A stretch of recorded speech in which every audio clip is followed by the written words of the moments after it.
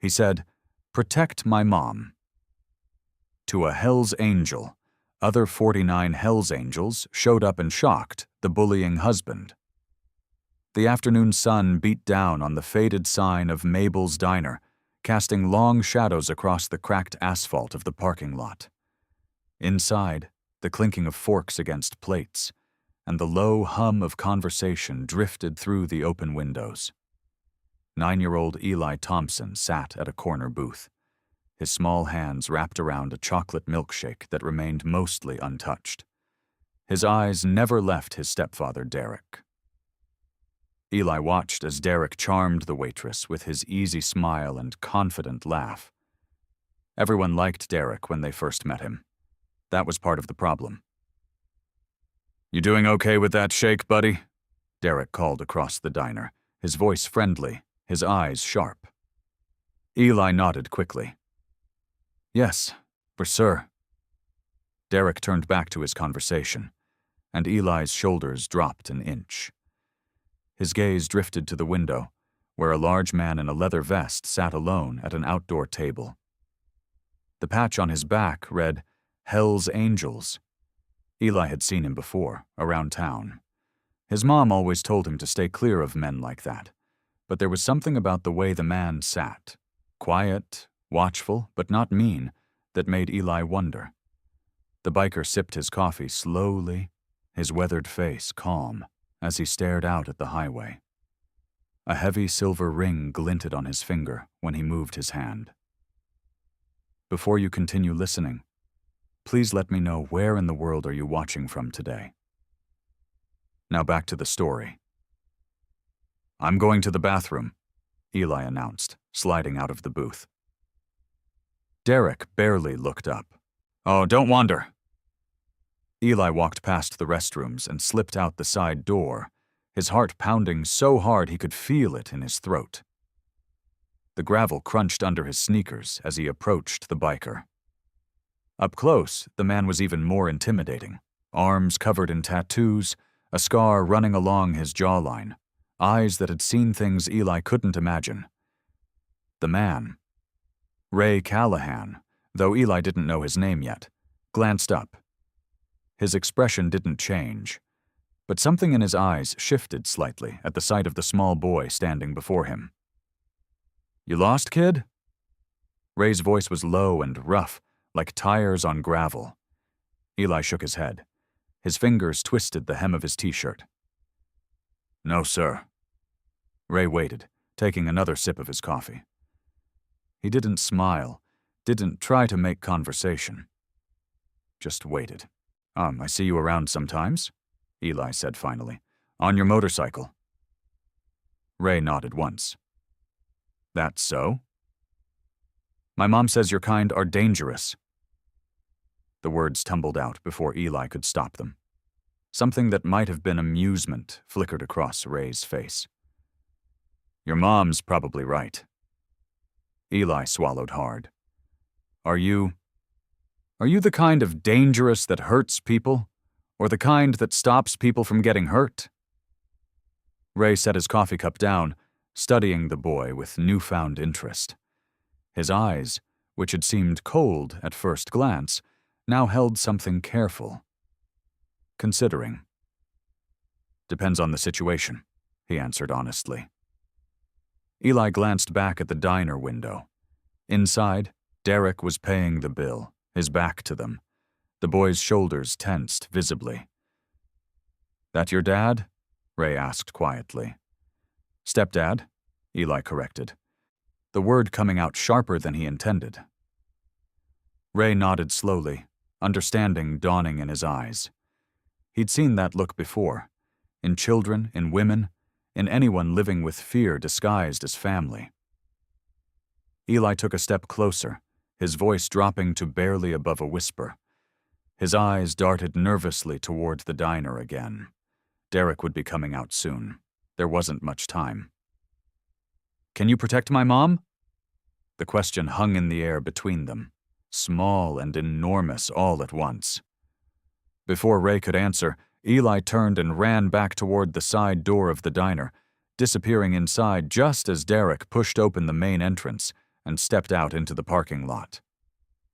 Ray sat motionless, the boy's words echoing in his head. He watched as Derek scanned the parking lot, his friendly smile from inside the diner already fading into something harder, more controlling. Their eyes met briefly across the distance, and Derek's narrowed slightly before he turned away. Ray remained at his table, coffee forgotten, deeply unsettled by both the boy's quiet plea and the certainty that it hadn't been made lightly. Ray sat on his Harley, one boot planted firmly on the ground, watching as Derek Thompson guided his wife and the boy to their car across the parking lot. He hadn't started the engine yet. The key hung from the ignition, untouched, while Ray's mind replayed the boy's words. "Can you protect my mom?" 5 simple words that carried the weight of stories Ray had heard too many times before. He'd seen that look in the kid's eyes. Fear mixed with a determination that no child should ever need to develop. Derek held the car door open for his wife with a smile that didn't reach his eyes. Yes, Ray noticed how the woman, Eli's mother, kept her gaze down, her movements careful, like someone trying not to disturb still water. The boy climbed into the back seat, his small face serious beyond his years. As Derek walked around to the driver's side, his shoulders squared and his chin lifted in a way that spoke of a man who believed the world owed him something. He glanced over at Ray, and the friendly mask he'd worn in the diner slipped for just a moment. What lay beneath wasn't friendly at all. Ray held his gaze without expression. He'd faced down men much scarier than Derek Thompson and hadn't blinked. Derek was the first to look away, sliding into the driver's seat with unnecessary force, slamming his door hard enough to make his wife flinch. The car pulled out of the parking lot, and Ray finally turned the key in his ignition. But the Harley rumbled to life beneath him, a sound as familiar as his own heartbeat. But he didn't follow them. Not yet. That wasn't how this worked. Instead, he rode in the opposite direction, toward the small house he rented on the edge of town. The wind whipped against his face as questions circled in his mind. What exactly was happening in that house? How bad was it? And what had made the boy think Ray, of all people, could help? Most folks in town crossed the street when they saw him coming. They didn't make eye contact. They certainly didn't ask for his protection. Back at his house, Ray sat on his porch steps and pulled out his phone. He scrolled through his contacts until he found the name he was looking for. Jimmy. His brother in the club who worked at the county records office. He pressed call. "I need you to look up an address for me," Ray said when Jimmy answered.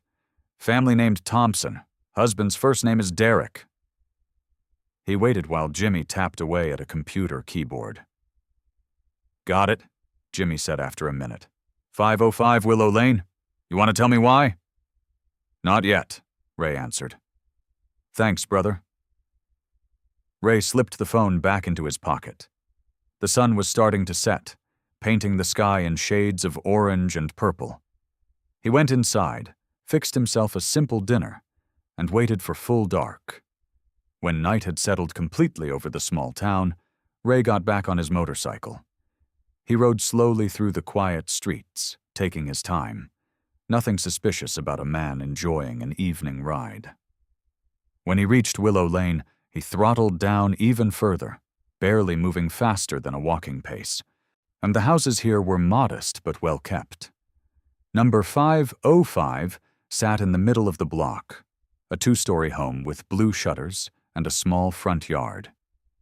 All the windows were lit up except for one upstairs that remained dark. A sedan, the same one from the diner, sat in the driveway. Ray didn't stop. He just cruised past, taking in every detail. The bike's engine was a low rumble in the quiet neighborhood. As he glanced at the house again, he noticed movement at one of the upstairs windows. The curtain pulled back slightly, and a small face peered out. Eli. The boy's eyes widened when he spotted Ray. For a moment, they just looked at each other, a silent exchange of recognition. Then the curtain fell back into place, but not before Ray caught the smallest hint of a smile on the kid's face. Ray continued down the street, his expression unchanged. But something had shifted inside him. He made a right at the next corner, circling around to head back to his own place for the night. He hadn't made any promises to the boy. Hadn't said a word, in fact. But they both knew he'd be back. Morning sunlight spilled across Willow Lane, turning the dew on the grass into tiny diamonds. Ray guided his motorcycle down the quiet street, his leather vest creaking slightly as he leaned into a gentle curve. He'd been up since dawn, his mind working through what little he knew about the Thompson family. The neighborhood looked different in daylight. Kids waited for the school bus at the corner. A woman in a bathrobe collected her newspaper. An old man walked a spotted dog that moved as slowly as he did. But normal life unfolding on a normal street, except for whatever was happening behind the blue shutters of 505 Willow Lane. Ray slowed his bike as he approached the Thompson house. The sedan was still in the driveway. A child's bicycle leaned against the garage door. Eli's, he guessed. A basketball hoop hung above, its net frayed and faded from the sun. He pulled to the curb about 3 houses down and cut the engine. From here, he had a clear view of the place without being directly in front. Ray removed his helmet and hung it on the handlebar, then lit a cigarette, looking for all the world like a man taking a simple break during a morning ride. A school bus rumbled past, stopping at the corner where several children climbed aboard.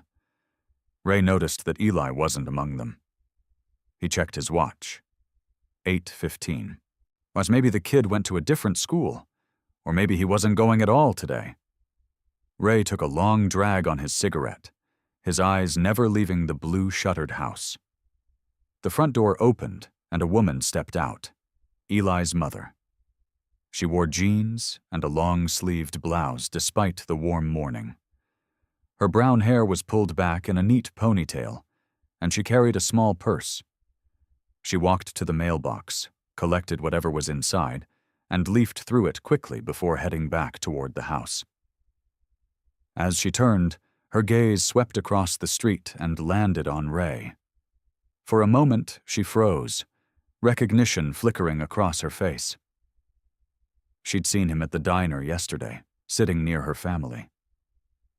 Ray gave her a small, respectful nod. The woman glanced nervously back at her house before offering a hesitant nod in return. And then she hurried inside, the door closing firmly behind her. Ray finished his cigarette and crushed it under his boot. He didn't start his bike right away. Instead, he sat, a patient sentinel in worn leather and denim. People passing by gave him curious looks. A HELLS angel wasn't a common sight on this street, but Ray was used to the stares. They didn't bother him. Movement caught his eye. An upstairs window. The curtain had been pulled aside just enough for someone small to peer out. Eli. The boy was watching him, his face a mixture of worry and something else. Hope, maybe. Ray held his gaze steadily, not smiling but not looking away either. The front door of the Thompson house suddenly swung open again. This time, Derek stepped out onto the porch. He wore a button-up shirt tucked into pressed khakis, dressed for work. His face, utterly friendly at the diner yesterday, now wore an expression of annoyed suspicion as he spotted Ray. Derek paused, one hand on the porch railing, staring directly at the biker. His jaw tightened. He took a step forward as if considering coming over, then seemed to think better of it. Instead, he pulled out his phone and made a show of taking a picture of Ray and his motorcycle. Ray didn't react. He'd been photographed by far more dangerous men than Derek Thompson. Derek tucked his phone away and called back into the house. I'm heading to work. His voice carried clearly in the quiet morning air, sounding deliberately casual, but with an edge underneath. He walked to his car with stiff shoulders, glancing repeatedly in Ray's direction. As Derek backed out of the driveway, he stopped briefly, window down, it glaring at Ray with unmistakable warning in his eyes. Ray met his gaze calmly, his face impassive. After a moment, Derek drove away, his tires squealing slightly as he accelerated down the street. Up in the window, Eli still watched, his small hand pressed against the glass. When Derek's car disappeared around the corner, the boy's shoulders relaxed visibly. A tiny, cautious smile lifted the corners of his mouth as he looked at Ray again. The afternoon sun beat down on Willow Lane, casting long shadows across the pavement. Ray had returned after a brief absence, parking his motorcycle in the same spot as before. He sat on his bike, one boot planted firmly on the ground, watching the Thompson house with patient eyes. A paperback book lay open in his hands, though his attention rarely stayed on the pages, or the neighborhood had quieted since morning. Most folks were at work or school. A postal worker made his rounds, nodding politely as he passed Ray. The biker returned the gesture with a slight tip of his chin. Ray checked his watch. 3:40 p.m. School buses would be dropping kids off soon. He wondered if Eli would be among them, or if the boy had stayed home today. He hadn't seen any sign of the child or his mother since morning. The rumble of an engine pulled Ray's attention from his thoughts. A silver sedan turned onto the street, moving faster than the posted speed limit. Derek's car. Ray closed his book and slipped it into his saddlebag, his expression unchanged as the sedan slowed dramatically when it reached him. Derek pulled into his driveway, killed the engine, and sat there for several long moments, while Ray could see him in the rearview mirror, gripping the steering wheel tightly. Finally, Derek got out, slamming the car door with unnecessary force. Instead of heading into the house, Derek straightened his tie and marched directly toward Ray. His public mask was in place, smiling, though it didn't reach his eyes. To anyone watching casually, he might have appeared friendly, just a neighbor greeting someone on the street. "Afternoon?" Derek called out, voice carrying across the quiet neighborhood. "Couldn't help but notice you seem interested in our street." His tone was light, conversational, but underneath ran a current of tension. Ray met his gaze steadily but said nothing. Derek stopped a few feet away, close enough for conversation, but maintaining what he probably thought was a safe distance. "Mars, I'm Derek Thompson." He gestured toward his house. "That's my place, my family's place." Ray nodded slightly, acknowledging the words without offering any of his own. Derek's smile tightened at the edges. "Thing is, I've noticed you hanging around. This morning now again?" He spread his hands in a gesture of false openness. "Makes a man wonder, you know, especially a man with a wife and child to look after." A woman pushing a stroller walked by on the opposite sidewalk, glancing curiously at the two men. Derek waited until she passed before continuing. "I work in banking," Derek said, his voice dropping lower. "Risk assessment. It's my job to spot trouble before it happens." He took a half step closer. "And I'm pretty good at my job." Ray remained perfectly still, his weathered face unreadable. The only movement was his eyes, which never left Derek's. Derek's confident facade began to waver slightly under Ray's steady gaze. He shifted his weight, cleared his throat. "Listen, I don't know what your business is here, but this is a quiet neighborhood, family neighborhood. If you're looking for something—" He trailed off, letting the implication hang in the air. A school bus rumbled down the street, stopping at the corner. Children spilled out, laughing and shouting. Derek glanced over his shoulder, scanning the group, then turned back to Ray with narrowed eyes. "My boy mentioned he saw you at the diner yesterday," Derek said, voice hardening. "Said you were watching us." Ray remained silent, his calm presence a stark contrast to Derek's growing agitation. "I don't know what you think you're doing," Derek continued, lowering his voice to a hiss. "But I'm telling you now, stay away from my family, stay away from my house." He stood taller, squaring his shoulders. "You understand me?" The silence stretched between them, broken only by the distant sounds of children heading home from the bus stop. Derek's confident posture began to falter as Ray continued to hold his gaze without speaking. Finally, Ray straightened up. He reached for his helmet, put it on with unhurried movements, and started his motorcycle. The engine came to life with a deep rumble that vibrated through the quiet street. Derek stepped back, his face flushing with anger, or perhaps something else. Uncertainty, maybe even a flicker of fear. Ray gave Derek one last look. Not threatening, not challenging, just steady and knowing. Then he pulled away from the curb and rode off down the street, the sound of his motorcycle fading gradually into the distance. Derek stood rooted to the spot, watching until Ray disappeared. His hands clenched and unclenched at his sides. The confrontation hadn't gone as he'd planned. The biker's silence had somehow been more unsettling than any words could have been. The kitchen timer beeped insistently. Martha Thompson turned from the stove, wiping her hands on her apron before silencing it. The chicken casserole was done, its golden brown top bubbling around the edges. She placed it carefully on the cooling rack, the familiar motions of dinner preparation offering a small comfort in her increasingly tense home. "Something smells good," Derek said, entering the kitchen. He loosened his tie and dropped his briefcase onto a chair. His voice sounded pleasant enough, but Martha had learned to recognize the undercurrent of tension. Her shoulders tensed involuntarily. "Just a simple casserole," she replied, keeping her tone light. "Should be ready to serve in about 10 minutes.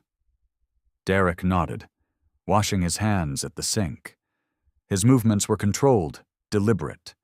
He dried them carefully on the hand towel before speaking again. "Interesting day today."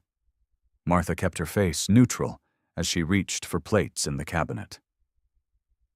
"Oh. Had a visitor in the neighborhood again. That biker from the diner." Derek watched her closely. Big guy, leather jacket, hard to miss. Martha's hand trembled slightly as she set the plates on the counter. "I didn't notice anyone." "Really?" Derek's voice sharpened. "You didn't happen to look out the window at all today? Not even once?" "I was busy with laundry and cleaning," Martha said, focusing on arranging silverware. "And I had that phone interview for the library position, remember?" Derek moved closer, leaning against the counter beside her. "You know what's strange, Martha? This guy shows up at the diner yesterday, and now he's parked outside our house. Twice in one day." He picked up a fork, tapping it against the counter. "Makes me wonder if someone's been talking to strangers." Martha felt her heartbeat quicken. "I don't know what you mean." "Where's Eli?" Derek asked suddenly. "In his room, doing homework," Martha replied, grateful for the change in subject. Derek set the fork down with a clink. "I had a little chat with our visitor today. Made it clear he's not welcome here." Martha nodded, not trusting herself to speak. She busied herself with pouring water into glasses. "The thing is," Derek continued, his voice softer now, more dangerous, "I can't help but wonder why he's so interested in our house specifically." He caught Martha's wrist as she reached for another glass. "You wouldn't know anything about that, would you?" "No," Martha said, meeting his eyes with practiced calmness. "Why would I?" Derek studied her face for a moment before releasing her wrist. I protect what's mine, Martha. You know that. Of course, she murmured. Dinner's almost ready. Could you call Eli down, please? Derek lingered a moment longer before nodding. Sure thing, honey. He smiled, but it didn't reach his eyes. One big happy family, right? Martha waited until he left the kitchen before allowing herself to exhale. She pressed her palms flat against the counter, steadying herself. The biker had returned. The thought sent a confusing mix of fear and hope through her. Eli must have done something, said something to him. But what? Dinner passed in strained silence. Eli pushed his food around his plate, answering Derek's questions about school with one-word responses. Martha maintained a steady stream of inconsequential chatter about neighborhood happenings and the upcoming community picnic, filling the silence with words that meant nothing. After dinner, Derek settled in the living room with his laptop. Working late tonight, he announced. Don't wait up. Martha nodded and began clearing the table. Eli helped silently, his small face serious as he carried his plate to the sink.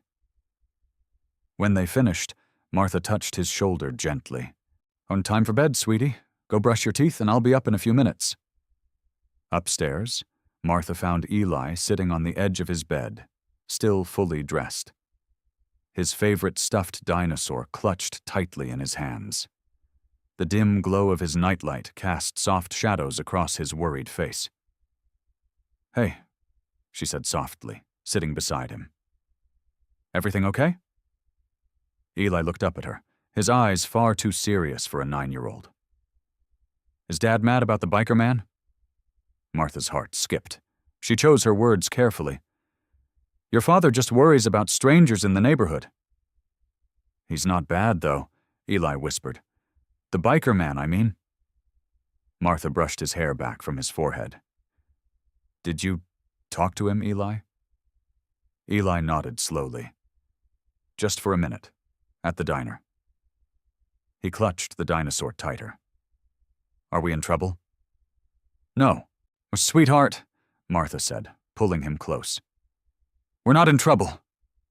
She kissed the top of his head, breathing in the scent of his shampoo. Everything's going to be okay. Do you promise? Eli's voice was muffled against her shoulder. Martha closed her eyes, fighting back tears. I'm trying to make things better, Eli. I really am. She pulled back to look at him, forcing a smile. That's what moms do. Eli nodded solemnly. I know you are. Martha helped him change into pajamas and tucked him in, her movements gentle and reassuring, despite the fear churning inside her. She needed to be strong for him, to hide the panic threatening to overtake her. Sleep tight, she whispered, turning off his bedroom light. Mom? Eli called as she reached the door. Yes, honey? I love you. Martha smiled, a real smile this time. I love you too. More than anything in this world. The morning sun cast long shadows across the parking lot of the roadside motel where Ray had spent the night. He sat astride his motorcycle, sipping lukewarm coffee from a paper cup. His eyes never left the Thompson house across the street. He'd arrived at dawn, parking in a spot that offered a clear view while keeping him mostly concealed behind a large delivery truck. Ray checked his watch. 8:15 a.m. The morning routine at the Thompson household had become familiar to him in just a couple of days. Derek's silver sedan had pulled out of the driveway 20 minutes earlier, heading toward the commercial district where he worked as a sales manager. Eli would be at school by now. That left Martha alone in the house, following whatever routine filled her weekday mornings. His patience was rewarded at 9:30 when the front door opened. Martha emerged, looking over her shoulder twice before locking the door. She wore a simple blue dress and carried a small purse clutched tightly against her side. Ray straightened, watching as she walked briskly to the bus stop at the corner. Something about her behavior triggered his instincts, the way she kept glancing around, the tension visible even from a distance. This wasn't just a regular errand. Ray waited until she boarded the bus before starting his motorcycle. He followed the bus at a distance, careful to stay back far enough that Martha wouldn't notice him if she happened to look out the window. The bus made several stops before Martha disembarked in the town's modest business district. Ray parked his motorcycle in a loading zone and followed on foot, or maintaining enough distance that he blended with other pedestrians. Martha walked with purpose, her stride quick but hesitant. She paused at a storefront, pretending to examine the display while clearly checking if anyone was watching her. Then she turned abruptly and entered Riverdale Community Bank, a small local establishment wedged between a pharmacy and a hardware store. Ray waited outside, positioning himself near a newspaper stand across the street. Through the bank's large front windows, he could see Martha approach a teller. Her body language spoke volumes, shoulders hunched, constantly glancing around, movements quick and nervous. The transaction took less than 5 minutes. When Martha emerged, her purse seemed no different, but her hand remained firmly pressed against it. Whatever business she had conducted, it clearly wasn't a simple deposit. She headed back toward the bus stop, walking faster now. Ray followed, keeping his distance. As she waited for the return bus, he noticed how she kept one hand on her purse at all times, occasionally patting it as if to reassure herself something important was still there. The return journey passed without incident. Martha got off at the same stop and hurried back toward her house. Ray circled the block on his motorcycle, waiting until she was safely inside before parking again. He sat for nearly an hour, contemplating what he'd witnessed. The pieces were starting to form a picture, but he needed to be certain. His opportunity came unexpectedly. Martha emerged from the house again, this time carrying a small basket of laundry to the clothes line in the backyard. As she pinned sheets to the line, "You're her back to the street," Ray made a decision. Moving quietly, he approached the side door that led to the kitchen. Testing the handle, he found it unlocked. Martha's voice carried from the backyard as she hummed softly to herself. The kitchen was neat and orderly, everything in its place. Ray moved silently through to the living room, scanning quickly. Nothing unusual. His eyes landed on a small sewing basket tucked beside the couch. Something about it seemed out of place in the meticulously organized room, slightly askew, the lid not quite closed. Ray glanced toward the window. Martha was still hanging laundry, her back turned. He opened the basket and moved aside spools of thread and a pin cushion. Beneath them lay a false bottom, cleverly disguised. He lifted it carefully. Inside was a stack of cash, mostly 20s and 50s, but worn and flattened, clearly collected over time. Nestled beside the money was a small notebook. Ray flipped it open to find bus schedules, rental listings for apartments in a city 3 hours away, and a list of job possibilities. In the margin of one page was a single word circled multiple times. July? Ray carefully replaced everything exactly as he had found it and moved silently back to the kitchen door. He slipped out undetected, making his way back to his motorcycle. As he watched Martha return to the house with her empty laundry basket, Ray understood. She wasn't a helpless victim waiting for rescue. She was planning her escape, slowly and carefully gathering resources. The visit to the bank had been another small deposit toward freedom. The evening air hung heavy with humidity as Ray sat on his motorcycle at the corner of Maple Street. The Thompson house was quiet, bathed in the orange glow of sunset. He'd been there for nearly an hour, just watching and thinking about what he'd discovered. Martha was planning to leave. She just needed time, support, and most importantly, safety to do it. A silver sedan turned the corner sharply, headlights flashing across Ray's face. Derek Thompson was home early. The car accelerated suddenly, pulling into the driveway with a screech of tires. Ray didn't flinch as the door slammed, and Derek stormed across his lawn, heading straight for him. "You still hanging around?" Derek's voice carried down the street. He walked with exaggerated confidence, chest puffed out. "I think we need to have a real conversation now." Ray remained seated on his bike, hands resting calmly on his thighs. His weathered face betrayed no emotion as Derek approached. "You got something to say to me?" Derek stopped a few feet away, hands clenched into fists. "Because I've got plenty to say to you." "Not particularly."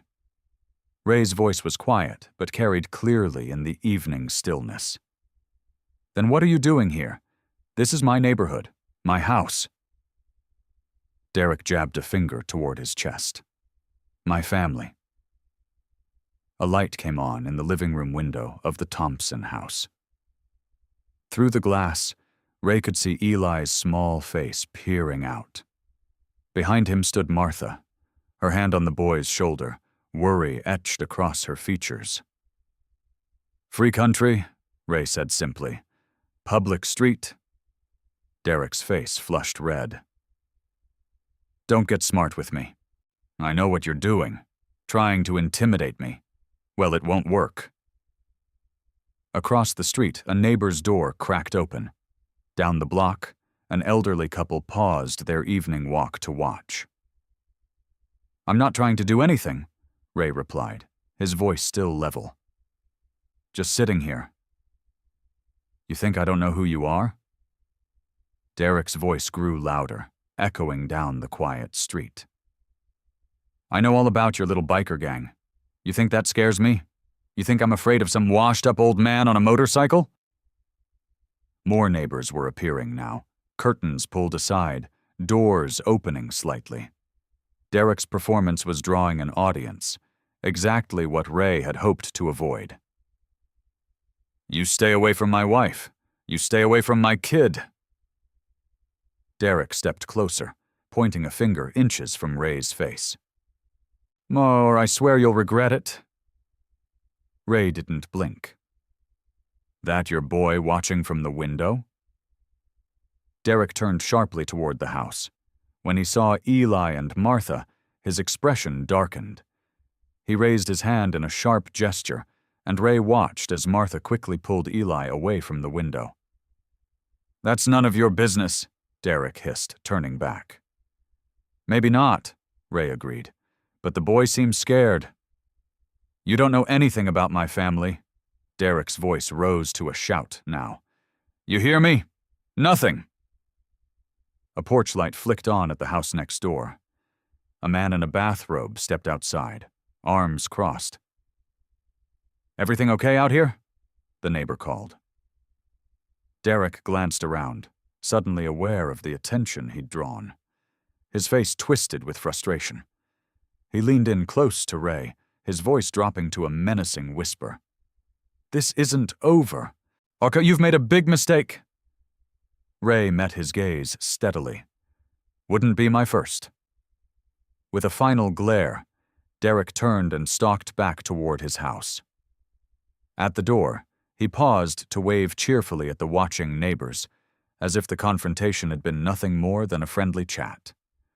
Ray waited until Derek was inside before starting his motorcycle.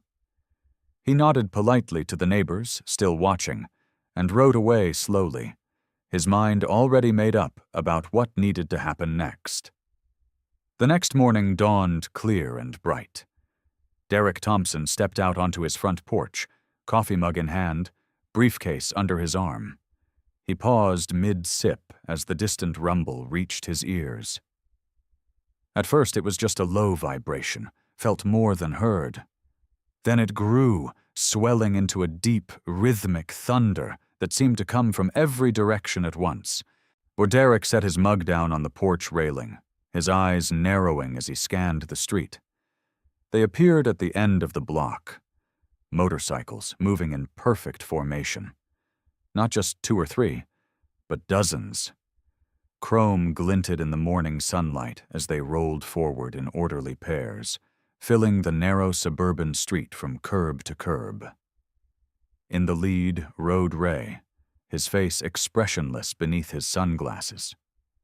Behind him came 49 riders, men of all ages wearing leather vests emblazoned with the same insignia. The Hells Angels moved with disciplined precision, their engines creating a wall of sound that vibrated through the peaceful neighborhood. Derek's coffee mug tumbled from the railing, shattering on the porch steps. His face drained of color as the motorcycles began to park, lining both sides of the street. Some continued past his house, circling the block to park on adjoining streets. Within minutes, the entire neighborhood was filled with motorcycles and their imposing riders. Yet there was no shouting, no threatening gestures. The bikers dismounted calmly, nodding politely to stunned neighbors. Some removed their helmets and combed fingers through their hair. Others stretched casually after the ride. All of them, however, seemed acutely aware of Derek standing frozen on his porch. Inside the Thompson house, Eli pressed his face against the window. His eyes widened in wonder at the sea of motorcycles and leather-clad figures. When Ray looked in his direction and gave an almost imperceptible nod, the boy's mouth formed a perfect O of amazement. "They came," Eli whispered, watching as the morning sun glinted off chrome and leather. "Gosh, they really came." The morning sun climbed higher as the bikers settled into the neighborhood. They moved with surprising calm, their imposing presence a stark contrast to their orderly behavior.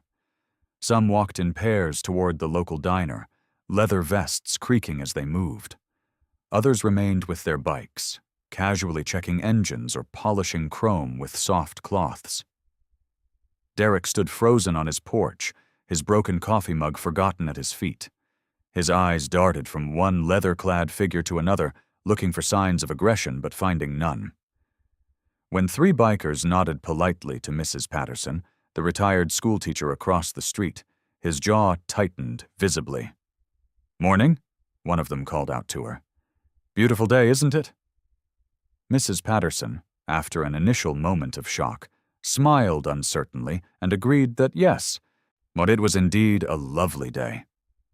Inside the Thompson house, Eli pressed his face against the window, breath fogging the glass. His eyes were wide with wonder. "Mom," he whispered. "Mom, come look." Martha approached cautiously, her hand trembling slightly as she pulled back the curtain. When she saw the sea of motorcycles and leather, she gasped. "Oh my God," she breathed. "What's happening?" "He brought his friends," Eli said, his voice filled with awe. "The man on the motorcycle. He brought all his friends to help." Outside, Ray dismounted from his bike and removed his helmet. With unhurried movements, he secured it to his motorcycle and ran a hand through his graying hair. Then he looked directly at the Thompson house, his gaze steady. Martha instinctively took a step back from the window. And Derek's voice suddenly boomed from the porch. "What the hell is this?" He gestured wildly at the bikers. "This is harassment. I'm calling the police." Several neighbors had emerged from their homes, curious about the commotion. To their surprise, the bikers greeted them with respectful nods or quiet hellos. Ray walked toward Derek, stopping at the edge of the property. "Beautiful neighborhood you've got here," he said calmly. "Thought my brothers might enjoy seeing it." "You can't do this," Derek hissed, his voice lower now but still tense. "You can't just invade a private neighborhood." "Nothing private about public streets," Ray replied evenly. "We're just visiting. Getting breakfast at that diner down the road. Heard they make great pancakes." As if on cue, more bikers walked in the direction of the diner, with their boots crunching on the sidewalk. "You're making a big mistake," Derek warned, his face flushed with anger. "A very big mistake."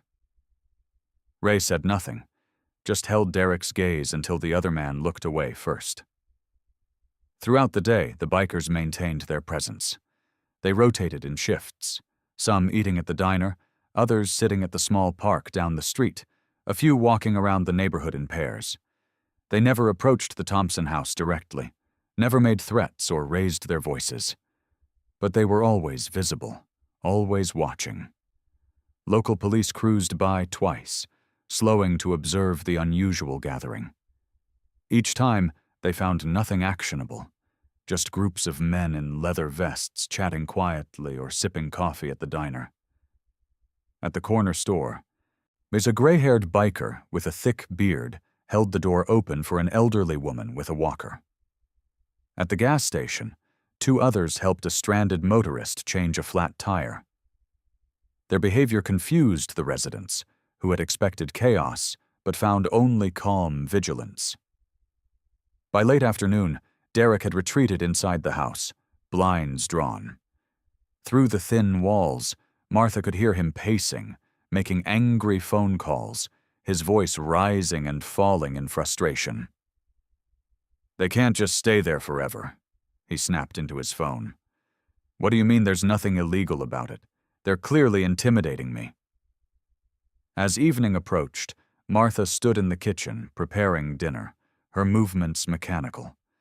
For the first time in years, she felt something unfamiliar stirring in her chest. A fragile sense of protection. Outside the windows, she could still see bikers stationed at various points along the street, their presence unwavering as the day's light began to fade. In his bedroom, Eli sat cross-legged on his bed, occasionally peeking through his blinds at the men who had answered his whispered plea for help. For the first time in months, he fell asleep without fear, knotting his stomach. The next morning arrived with gentle sunlight filtering through the clouds. Martha stood at the kitchen sink, washing breakfast dishes after Derek had stormed off to work. His departure had been a hurricane of slammed doors and muttered threats about getting rid of those bikers.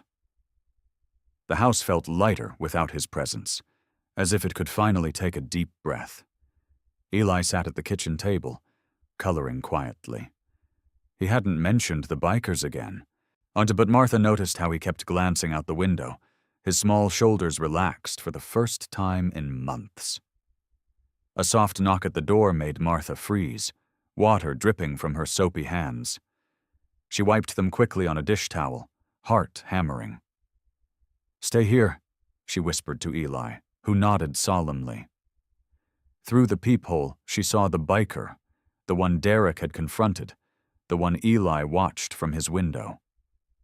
Up close, he was older than she'd expected, with weathered skin and gray streaking through his dark hair.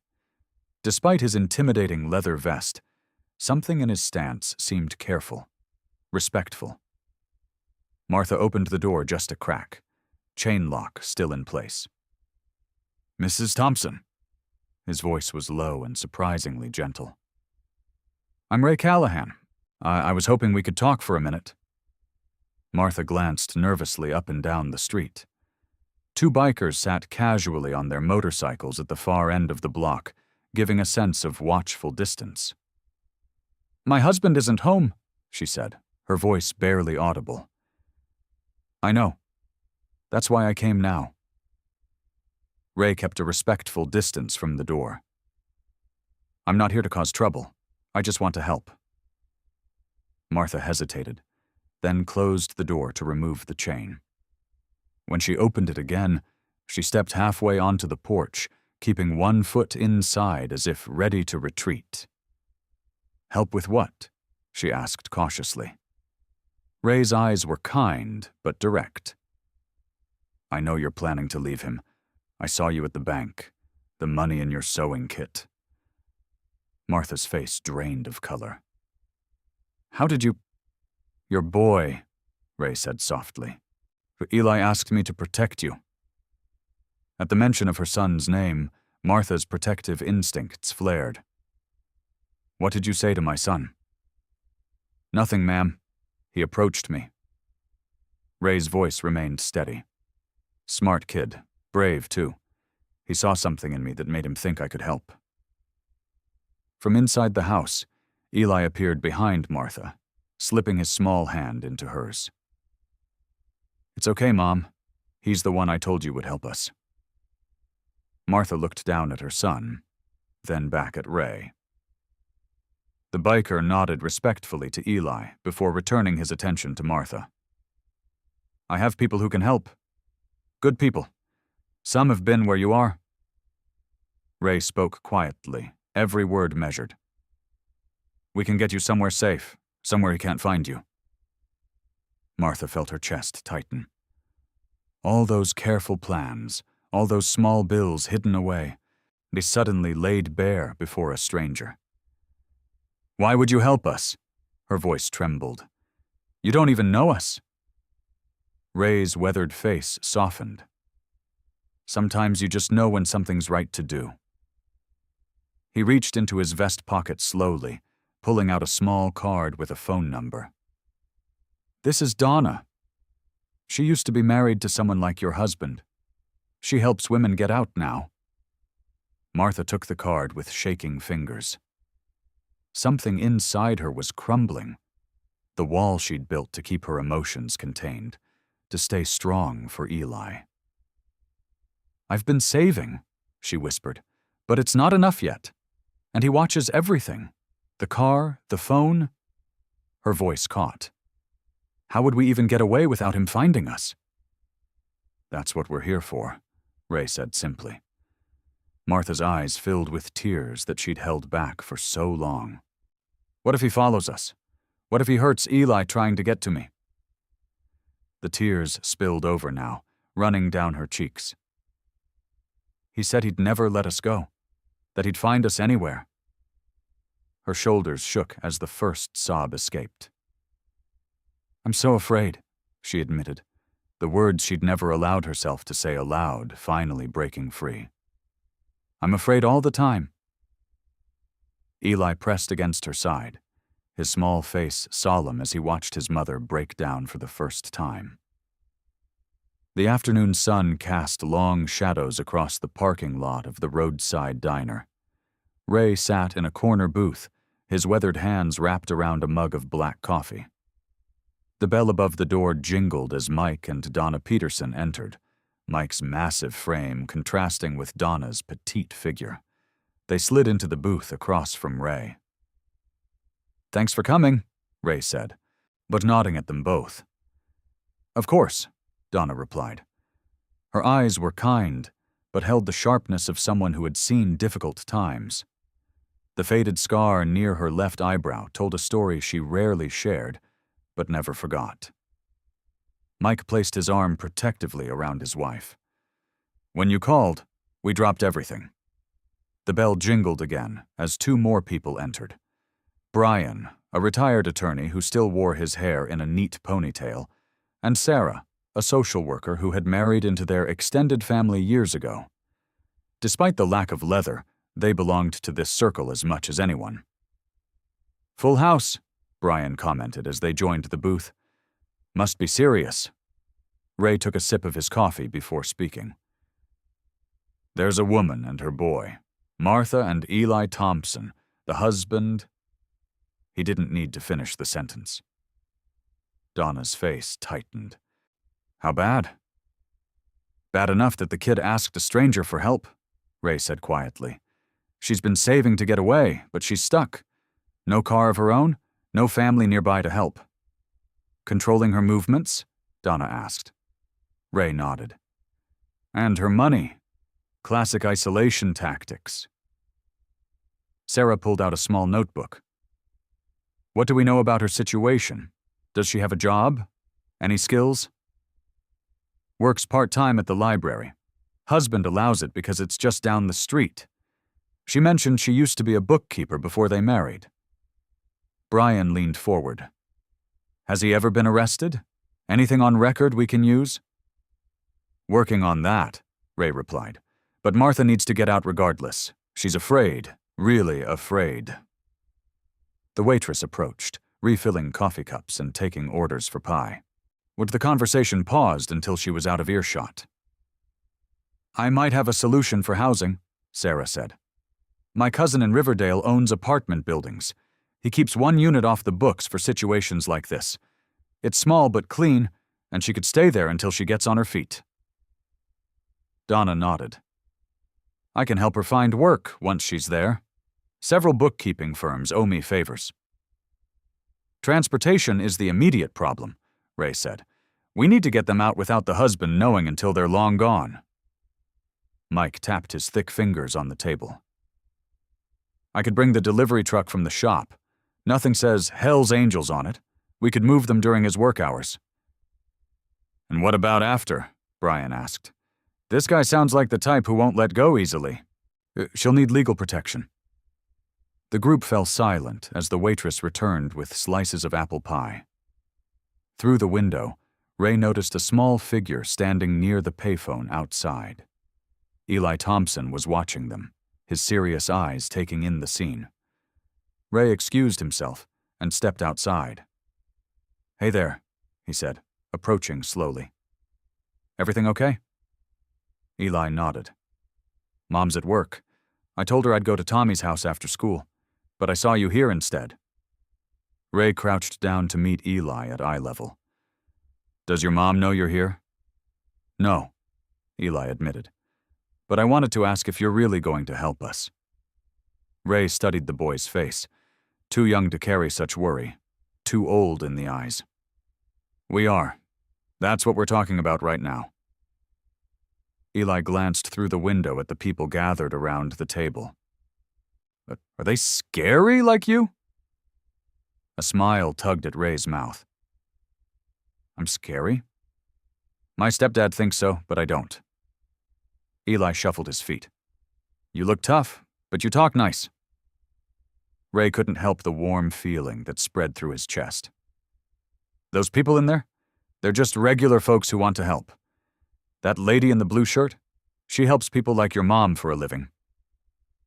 Eli seemed to consider this information carefully. Is my mom going to be okay? Ray placed a gentle hand on the boy's shoulder. We're going to make sure of it. Both of you. Inside the diner, the group had spread papers across the table, drawing out timelines and making lists. When Ray returned with Eli, they quickly gathered the papers, but their expressions remained warm and welcoming. This is Eli, Ray said simply. Donna smiled. Hello, Eli. I'm Donna. Which would you like, some pie? Eli looked up at Ray, who nodded reassuringly. The boy slid into the booth next to Sarah, who discreetly moved her notebook aside. As the adults resumed their conversation in careful terms, Ray watched Eli's tense shoulders gradually relax. The boy's eyes followed Ray's movements, lingering on his face when he spoke. With each passing minute, something grew between them, a fragile trust, born from kept promises and gentle words. By the time the meeting concluded, they had the beginnings of a plan. Housing in Riverdale, transportation scheduled for next Tuesday, when Derek would be at an all-day training session. Legal paperwork already being drafted by Brian. And through it all, Eli watched Ray with eyes that held something they hadn't before. Hope. As the early morning sun slipped through the blinds of the roadside diner, casting thin stripes of light across the worn tabletop. Ray sat with his back to the wall, a habit from years on the road, watching the entrance while sipping his black coffee. When the bell above the door jingled and Eli stepped inside, Ray felt an unexpected lightness in his chest. The boy scanned the diner until he spotted Ray, then made his way over with quick, careful steps. He wore a blue t-shirt that was a size too big and jeans with a patch on one knee. You came, Ray said simply, sliding a menu toward him. Eli nodded, climbing onto the vinyl seat across from Ray. Mom thinks I'm at the library looking at comics before school. He glanced around nervously. Is it okay that I'm here? I invited you, didn't I? Ray pushed a glass of water towards the boy. But we'll need to get you back in plenty of time. The waitress approached with a warm smile. "What'll it be for you, young man?" Eli looked at Ray, unsure. "Whatever you want," Ray said. "Breakfast is important." "Pancakes?" Eli asked hesitantly. "With blueberries?" "You got it, sweetie," the waitress said, jotting it down. "And another coffee for you, Ray?" Ray nodded, watching as Eli's eyes followed the waitress. The boy's shoulders remained tight, his hands fidgeting with the paper napkin. "You don't have to be nervous," Ray said after the waitress left. "Not here." Eli folded the napkin carefully. "I'm always a little nervous." Something tightened in Ray's chest. "That's a heavy way to live." "I guess." Eli shrugged, trying to appear casual in that way children do when discussing painful truths. "Mom says I'm brave. But I don't feel brave. I feel scared most of the time." Ray leaned forward slightly. "Want to know a secret about being brave?" Eli's eyes widened with interest. "Yes." "Being brave doesn't mean you're not scared." Ray's voice was quiet but clear. "It means you do what needs doing even when you are scared." Eli considered this, his young face serious. "But you're not scared of anything. You have all those friends on motorcycles." A small smile touched Ray's lips. "Everyone's scared of something, kid. The trick is not letting that fear stop you." The pancakes arrived, steaming and dotted with blueberries. Eli's face brightened at the sight, and he carefully poured a modest amount of syrup over them. "So," Eli asked between bites, "were you scared when you decided to help us?" Ray took a sip of his fresh coffee. "Not scared for me. Much worried for you and your mom, maybe." "But you still helped." Eli looked up, a smudge of syrup on his chin. "Even though you didn't know us. Some things are just right to do." Ray passed him a napkin, pointing to his own chin to indicate the syrup. "And sometimes the scariest choice is the right one." Eli wiped his face. "Like Mom deciding to leave?" Ray nodded slowly. "That takes real courage.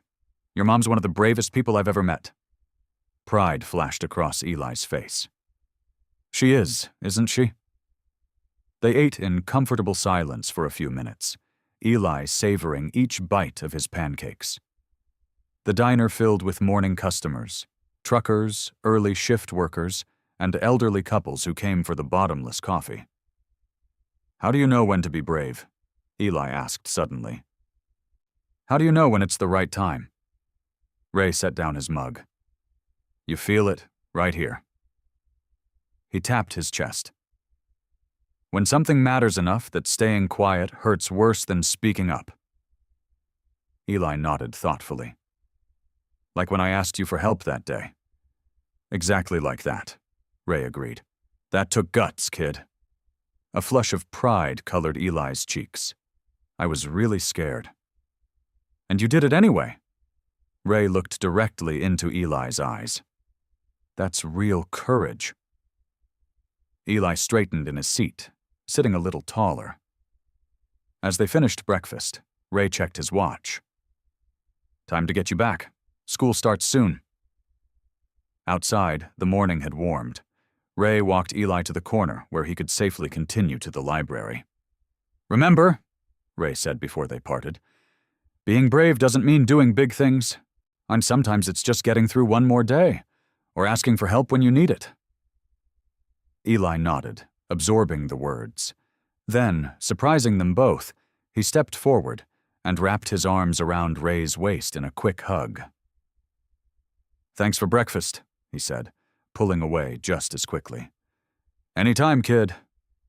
Ray watched as Eli walked away, noticing how the boy's steps seemed lighter somehow. When Eli turned the corner toward the library, he was smiling faintly, the first genuine happiness Ray had seen on his face. Martha wiped down the counter at the small cafe where she worked part-time, her movements quick and efficient. The lunch rush had ended, leaving only a few lingering customers. Her manager had already left for the day, which meant Martha could breathe a little easier without constant supervision. The bell above the door jingled, and Martha looked up. A woman with wavy auburn hair stepped inside, scanning the cafe until her eyes landed on Martha. She wore faded jeans, sturdy boots, and a denim jacket over a plain t-shirt. Nothing about her appearance was remarkable, but her confident walk caught Martha's attention. The woman approached the counter with a warm smile. "Martha Thompson?" Martha nodded cautiously, her hand tightening on the cleaning cloth. "Yes." "I'm Donna Reeves." The woman extended her hand. "Ray asked me to stop by. Is there somewhere we could talk?" Martha's heartbeat quickened. She glanced at the clock. 15 minutes until her break. "I can take my break now if you'd like to sit at that corner table." Donna nodded, understanding Martha's need for discretion. "Perfect." Martha poured 2 cups of coffee and joined Donna at the table farthest from the remaining customers. She sat with her back to the wall, a habit formed from years of watching for Derek's sudden appearances. "Ray told me about your situation," Donna said softly, adding sugar to her coffee. "My husband rides with him. I'm Jim's wife. Tall guy with the gray beard?" Martha nodded, recognizing the description of one of the bikers she'd seen around town lately. "I appreciate what you're all doing, but I'm worried it's making things worse at home." Donna's eyes softened with understanding. "That's why I'm here. We know you need more than just protection. You need a way out." Martha stared into her coffee, fighting the hope rising in her chest. Hope was dangerous. It had let her down too many times. I manage a housekeeping service for vacation rentals in Cedar Grove," Donna continued. "It's about 3 hours north of here. Small town, beautiful area. I need someone reliable who can start next month." Martha looked up, surprised. "You're offering me a job?" "Full-time with benefits after 90 days. The pay's decent, enough to cover a small apartment. The schools are good, too." Donna slid a business card across the table. "My sister runs the company. I already talked to her." Martha's fingers trembled as she took the card. "I don't know what to say." "You don't need to say anything right now," Donna replied, her voice gentle but firm. "Just know it's there when you're ready."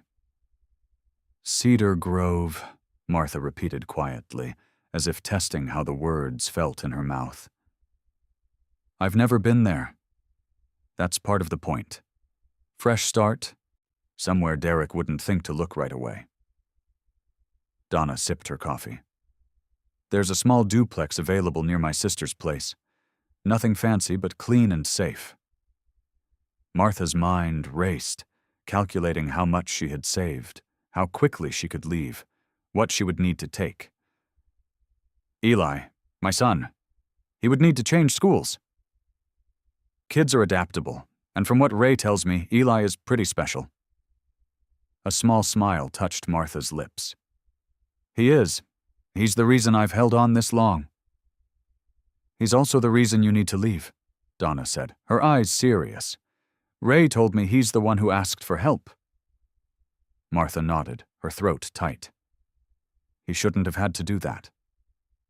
"But he did, and that took courage. Maybe it's time to match his courage with yours." They talked for the remainder of Martha's break, discussing practical details, housing costs, school enrollment, what Martha would need to get started. By the time Donna left, Martha felt something she hadn't experienced in years. Possibility. The rest of her shift passed in a blur. As she walked home, Martha's mind kept returning to Cedar Grove, to a small apartment where Derek's shadow wouldn't darken every room. That evening, after Derek had fallen asleep in front of the television, Martha moved silently through their bedroom. She pulled a small duffel bag from the back of her closet and placed it on the floor behind a stack of winter clothes. With trembling hands, she began gathering the essentials. Copies of birth certificates she'd hidden in a photo album, their social security cards taped inside an old cookbook, a small envelope containing cash from her secret savings. She added a few clothes for herself and Eli, just enough to get by for a few days. Each item went into the bag with purpose, each a small commitment to the life she was choosing. When the bag was packed, Martha zipped it quietly and returned it to its hiding place. Sitting on the edge of the bed, she looked around the room she'd shared with Derek for years, a room that had never truly felt safe. For the first time in longer than she could remember, Martha allowed herself to imagine a different life. Cedar Grove, a new start. She wiped a silent tear from her cheek and took a deep breath. The decision was made. Derek Thompson woke with a jolt. The living room television still flickered, casting blue shadows across the walls. He rubbed his face, disoriented. The clock on the cable box read 2:17 a.m. But he must have dozed off during the late show. He stood and stretched, his neck stiff from the awkward angle. The house was quiet except for the low hum of the refrigerator. Derek switched off the TV and walked down the hallway, pausing at Eli's room. The door was cracked open, and he could see the boy sleeping peacefully, one arm thrown over a stuffed dinosaur. In their bedroom, Martha lay curled on her side, facing away from his empty spot. Derek slipped in beside her, noting how she stayed perfectly still, her breathing too measured for someone truly asleep. Morning came with pale sunlight streaming through the kitchen windows. Derek sat at the table, watching Martha prepare breakfast. Something about her movement seemed different, more purposeful, less fearful. Her usual nervous glances in his direction were less frequent. "Mom, pass the sugar," he said, his coffee cup empty in front of him. Martha reached for the sugar bowl and handed it to him without meeting his eyes. "What's your schedule today?" Derek asked, stirring his coffee slowly. "Work until 2.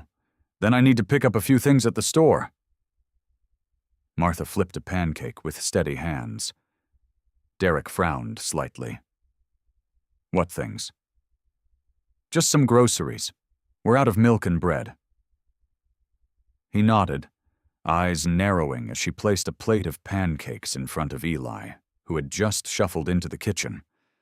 The boy murmured a quiet, "Thanks," and began eating without looking up. While Martha was in the shower, Derek wandered into their bedroom. Something felt off, though he couldn't immediately identify what. He opened the closet door, surveying Martha's neatly hung clothes. Everything looked normal, but a nagging feeling persisted. He knelt down, pushing aside a stack of winter sweaters on the floor. Behind them, he noticed a small gap where something had been moved recently. Derek ran his hand along the carpet, finding nothing. Standing up, he moved to Martha's dresser and slid open the top drawer, carefully lifting her folded undergarments. The photo album they kept there was slightly askew. Derek opened it, flipping through pictures of family vacations from years ago, back when Martha smiled without reservation. Nothing seemed missing, but the album wasn't positioned exactly as he remembered. In the kitchen, he heard the water shut off, and Martha moving around in the bathroom. Derek quickly closed the drawer and left the bedroom, unsettled by the sense that something in his carefully controlled world had shifted. At breakfast, Derek watched Martha butter her toast, noticing how she seemed to avoid his gaze more deliberately than usual. "Those bikers still hanging around town?" he asked casually. Martha's hand paused momentarily. "I haven't noticed." "Really? They're pretty hard to miss." Eli kept his eyes fixed on his plate. "I've been busy at work," Martha said, taking a small bite of toast. Derek's eyes narrowed. "Anything interesting happening there?" Not really. Same as always. But it wasn't the same, Derek thought.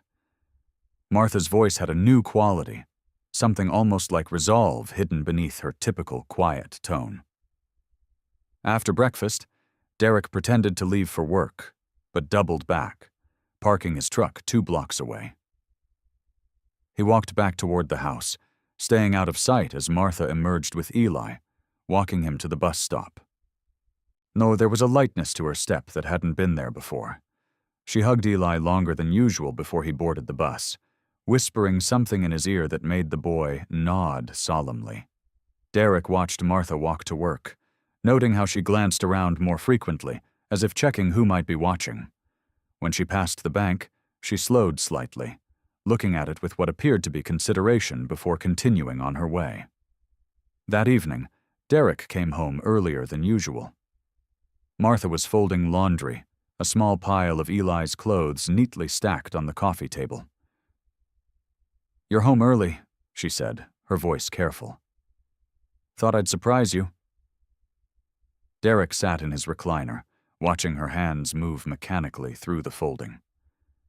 "Anything interesting happened today?" "No, just the usual."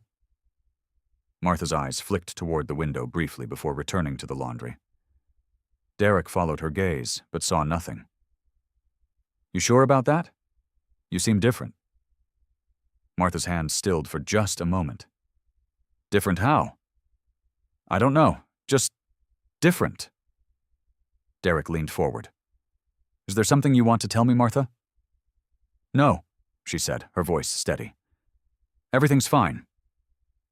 But Derek knew everything was not fine. Something had changed. Martha was planning something. He could feel it. He'd always been able to read her, to sense her thoughts before she acted on them.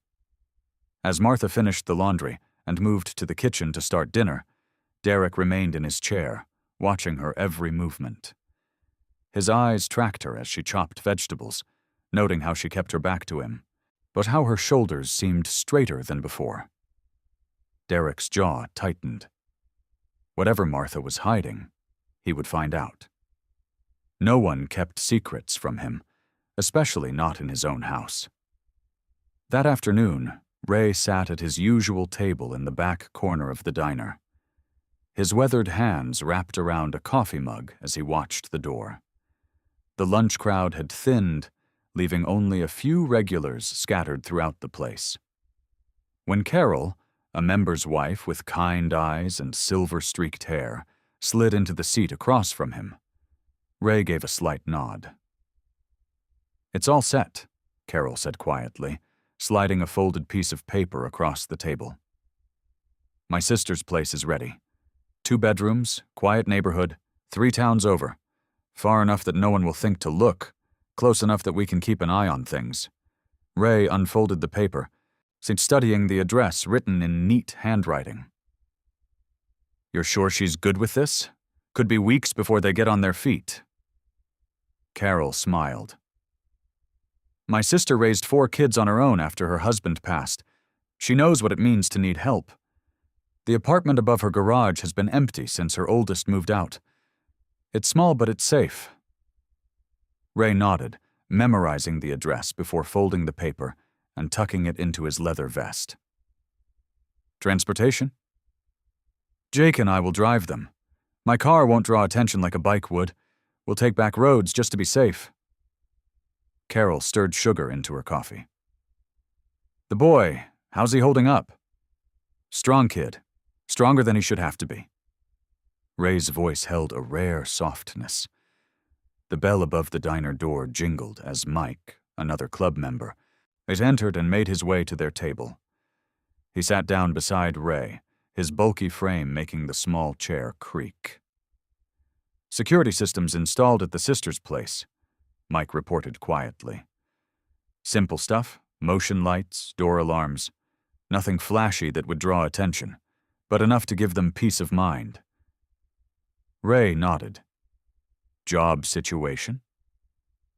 "Linda at the salon 2 blocks from the apartment needs someone at the front desk. Nothing fancy, but it's steady money. Martha's work experience should cover it." Carol added, I put together some basics for them. Groceries, toiletries, clean sheets. The place is ready whenever they are. Ray took a slow sip of coffee. Timing is everything. Derek's getting suspicious. We need to move soon.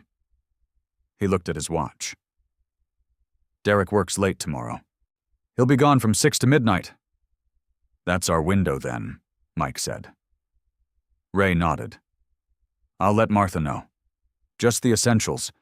Nothing they can't carry easily. 1 bag each, nothing that would be obviously missing. Carol reached across the table and placed her hand briefly on Ray's.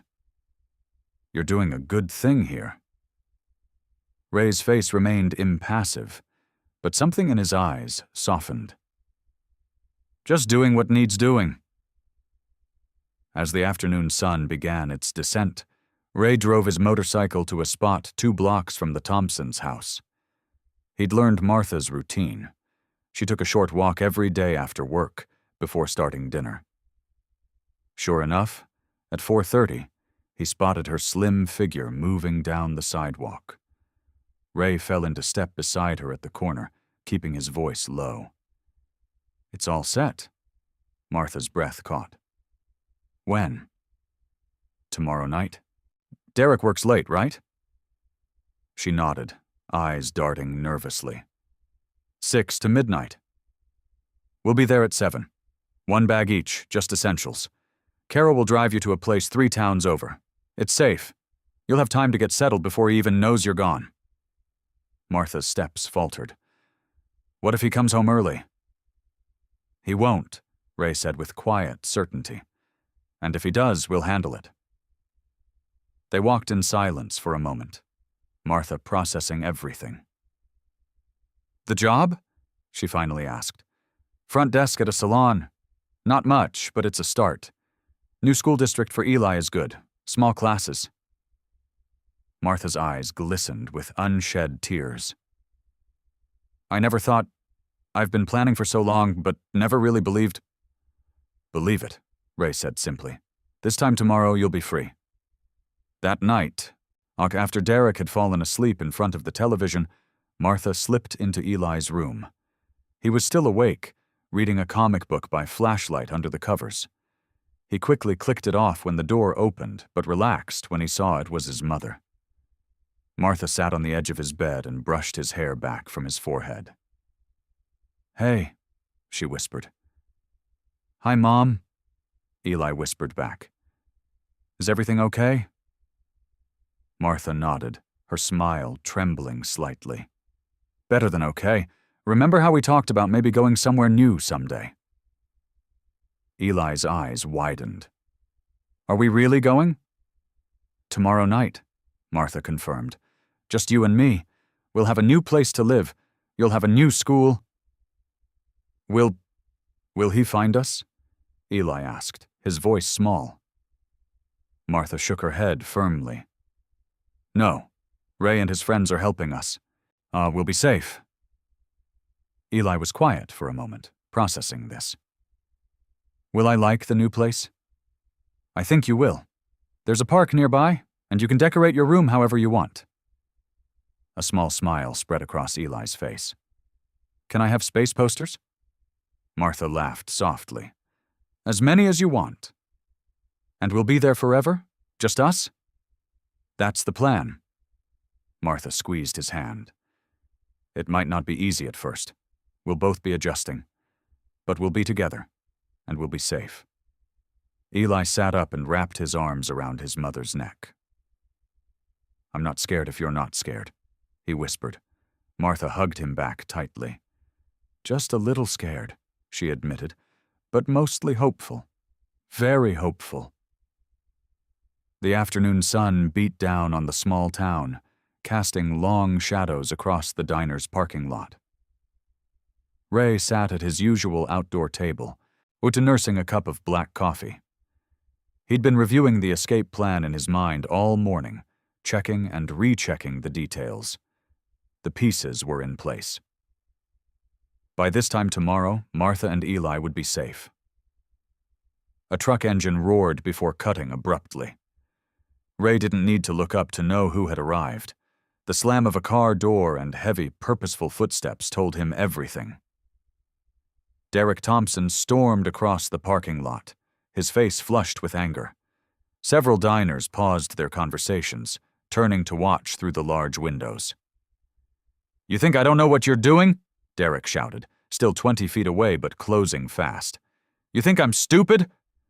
Ray took another sip of coffee, his weathered face betraying nothing. He set the mug down slowly, deliberately, as Derek reached his table. "I'm talking to you." "Nee biker!" Derek spat the last word like it was poison. "What gives you the right to hang around my neighborhood, watching my house?" Several customers had come out onto the diner's small patio. Others peered through the windows. Marge, the longtime waitress, stood frozen in the doorway, coffee pot in hand. Ray remained seated, his posture relaxed but alert. "Free country, public street." Derek slammed his palm down on the table, making the coffee slosh over the rim of Ray's mug. "Stay away from my family!" Ray wiped the spilled coffee with a napkin, his movements unhurried. "Not looking for trouble?" "Then what are you looking for?" Derek leaned in, lowering his voice to a threatening growl. "My wife, my kid. You got nothing better to do than stalk other men's families?" Ray's jaw tightened almost imperceptibly, but he met Derek's glare with a steady gaze but remained silent. "What's your game here?" Derek raised his voice again, clearly playing to the growing audience. "You and your gang of criminals trying to intimidate an honest family man?" A small crowd had gathered now. Mrs. Peterson from the pharmacy, Jim who ran the hardware store, several teenagers who should have been in school, all watching, waiting. "No game," Ray said finally. "Just enjoying the town." Derek laughed harshly. "Right.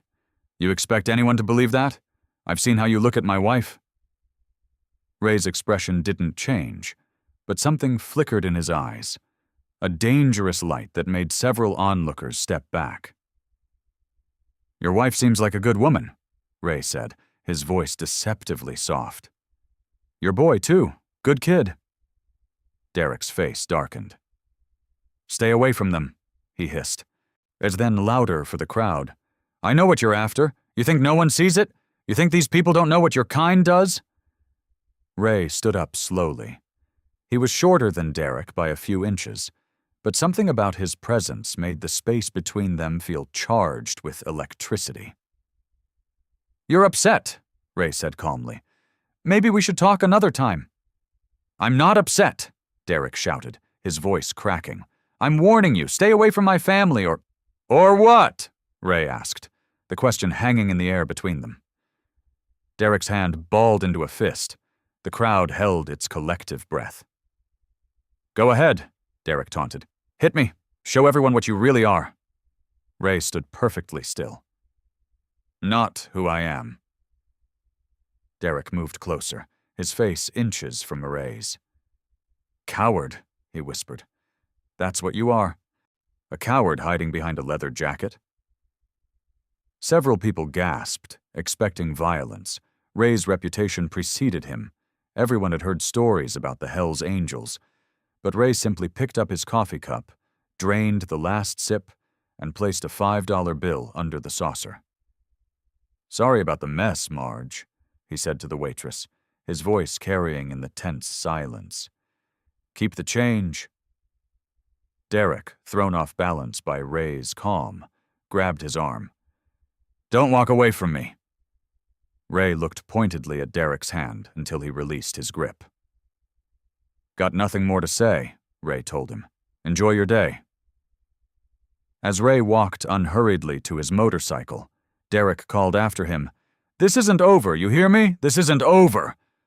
Ray started his bike and drove away without looking back, leaving Derek standing alone in the parking lot, fists clenched, a face red with frustrated rage. The townspeople exchanged confused glances. They'd expected a fight, had almost wanted one if they were honest with themselves. Instead, They'd witnessed something far more unsettling. A man with every reason to lash out, choosing not to.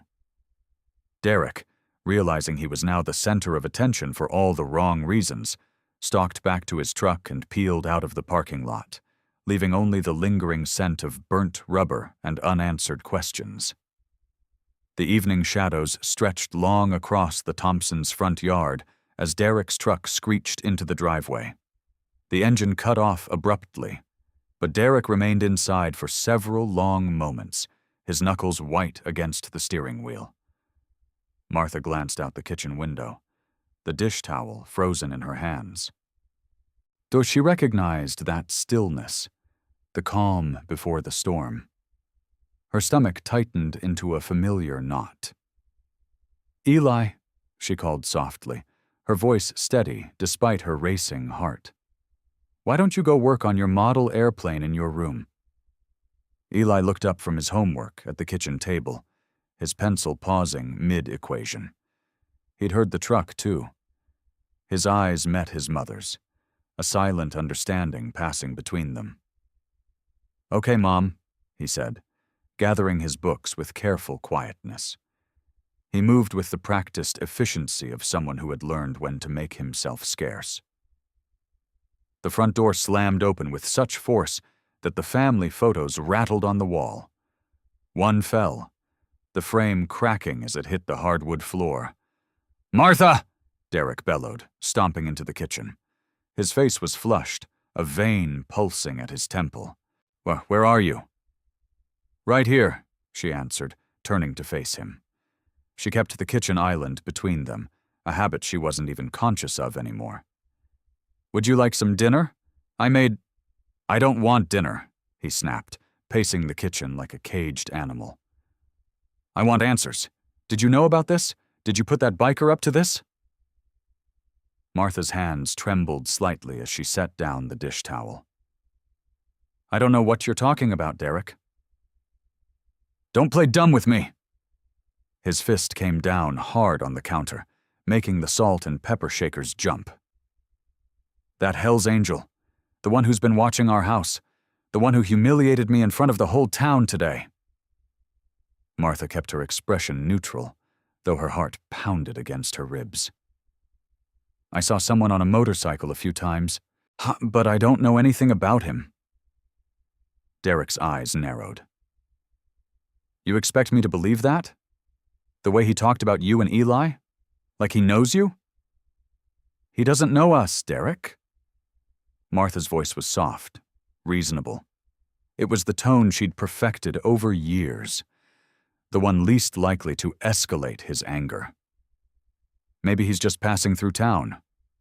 With 49 other bikers." Derek laughed bitterly. "You must think I'm an idiot." From upstairs, the sound of Eli's door clicking shut was barely audible, but Derek's head snapped toward the ceiling anyway. "Is he in on it too? Has the boy been talking to strangers behind my back?" Martha stepped forward instinctively. "Leave Eli out of this. He's just a child." "A child who needs to learn respect," Derek growled, moving towards the stairs. "He's doing his homework," Martha said quickly. Please, Derek. You've had a rough day. Let me get you a beer, and we can talk about whatever happened." Derek stopped, his hand on the banister. For a moment, his rage seemed to waver, giving way to something more calculating. He turned back to Martha, studying her face. "Something's different about you lately," he said, his voice lower but somehow more frightening than his shouts. "You're hiding something from me, I can feel it." Martha's mouth went dry. "I'm not hiding anything." Derek moved closer, invading her space. "You know what happens to people who lie to me, don't you, Martha?"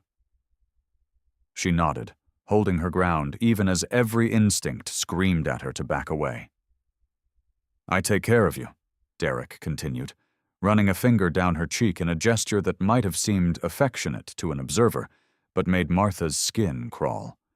"I provide everything for you and the boy. All I ask for is loyalty." "You have it," Martha whispered. "Do I?" Derek stepped back, his eyes cold. We'll see about that. He grabbed the beer she offered and stormed into the living room. The television blared to life, impossibly loud. Martha knew better than to ask him to turn it down. Upstairs, Eli sat on his bed, the model airplane parts untouched beside him. He could hear Derek's heavy footsteps below, the occasional crash as something was thrown or knocked over. His mom's voice was too soft to make out the words, but her tone, placating, careful, told him everything he needed to know. Hours later, when the house had finally gone quiet, Eli still lay awake. The moonlight spilled through his window, casting long shadows across his bedroom floor. His door creaked open slightly, yes, and his mother's face appeared in the gap. "You should be asleep," she whispered, slipping into the room and sitting on the edge of his bed. "Is he mad about Ray?" Eli asked, his voice barely audible. Martha brushed the hair from his forehead, her hand cool against his skin. "Don't worry about adult problems." But Eli could see the worry in her eyes, the fear that their fragile plan might be unraveling. He reached for her hand. "Is it going to be okay?" Martha squeezed his fingers, forcing a smile that didn't reach her eyes. "Of course it is. Now get some sleep."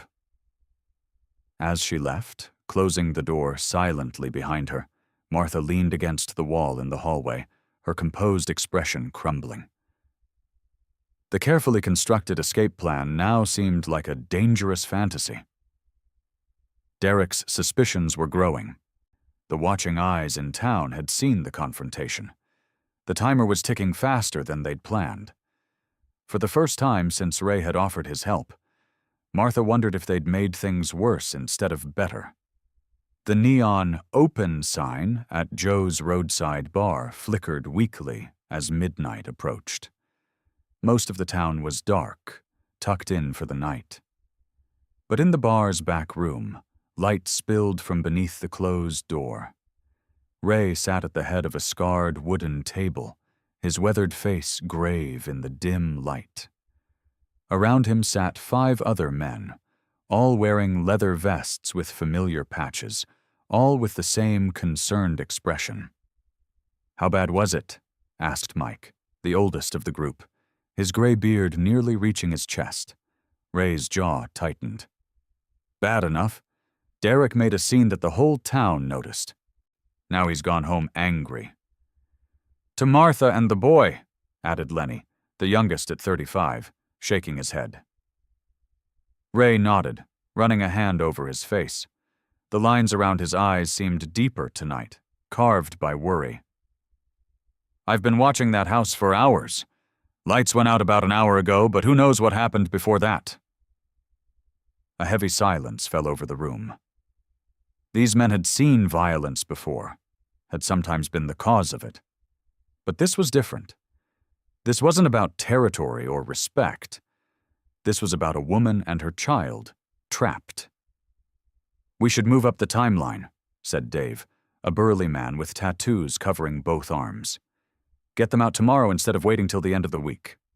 Ray shook his head. "Derek's watching too closely now. He'll notice if they try to leave with anything. And after today, or he'll be looking for us." "So what then? We just sit back while he terrorizes them?" Lenny's voice rose slightly, his frustration evident. "Keep your voice down," Mike warned, glancing towards the door. Ray leaned forward, his hands clasped on the table. "We stick to the plan, but we add protection. I want 2 guys watching the house at all times, from a distance. Different bikes, different faces. Nothing that connects back to me directly. Derek's already fixated on me, so I need to keep my distance for now." "What about Martha's job interview in Greenfield?" asked Dave. "Still on," Ray confirmed. "Derek works Thursdays. She'll take Eli to a dentist appointment and meet with Karen's sister about the admin position at the medical office. That hasn't changed." The men nodded, committing the details to memory. And none of them wrote anything down. Another unspoken rule. "There's something else," Ray said after a moment. His tone made everyone look up. "I've been gathering things, information, evidence." He reached into his jacket and pulled out a manila envelope, placing it carefully on the table. When he opened it, photos spilled out. Surveillance shots of Derek's confrontations, documentation of license plates, dates, times. "These go back 3 weeks, Ray explained, spreading them out. "The day after Eli asked for help, I started watching, recording, building a case." Mike picked up one of the photos. Derek grabbing Martha's arm in their driveway, her face twisted in pain. "How'd you get these?" "Carefully," Ray answered simply. Dave whistled low. "You've been busy." "There's more." Ray pulled out several papers. "I found Derek's previous address in Stanton County. Made some calls, talked to neighbors. Turns out the Thompsons aren't the first family he's done this to. Ex-wife filed 3 police reports before she disappeared. Never pressed charges." "Jesus," Lenny muttered. "I also have these." Ray revealed a small digital recorder. "Conversations recorded from public places. Him threatening me, making veiled threats about Martha. All legal. We were in public. One-party consent state." The men stared at the evidence spread across the table, understanding dawning on their faces. "You're not just helping them escape," Mike said slowly. "You're building a case that'll follow him wherever he goes." Ray nodded, his eyes hard. "Escaping isn't enough. She'll always be looking over her shoulder. The boy will always be waiting for him to show up. And that's not freedom." "Does Martha know?" Dave asked. "Not yet. She's focused on getting out. I didn't want to give her false hope if this doesn't work."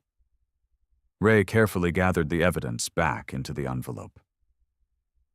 "But if we do this right, Derek Thompson won't just lose his family, he'll lose his freedom." The men exchanged glances, a new determination settling over the room. "So we protect them until Thursday," Lenny confirmed.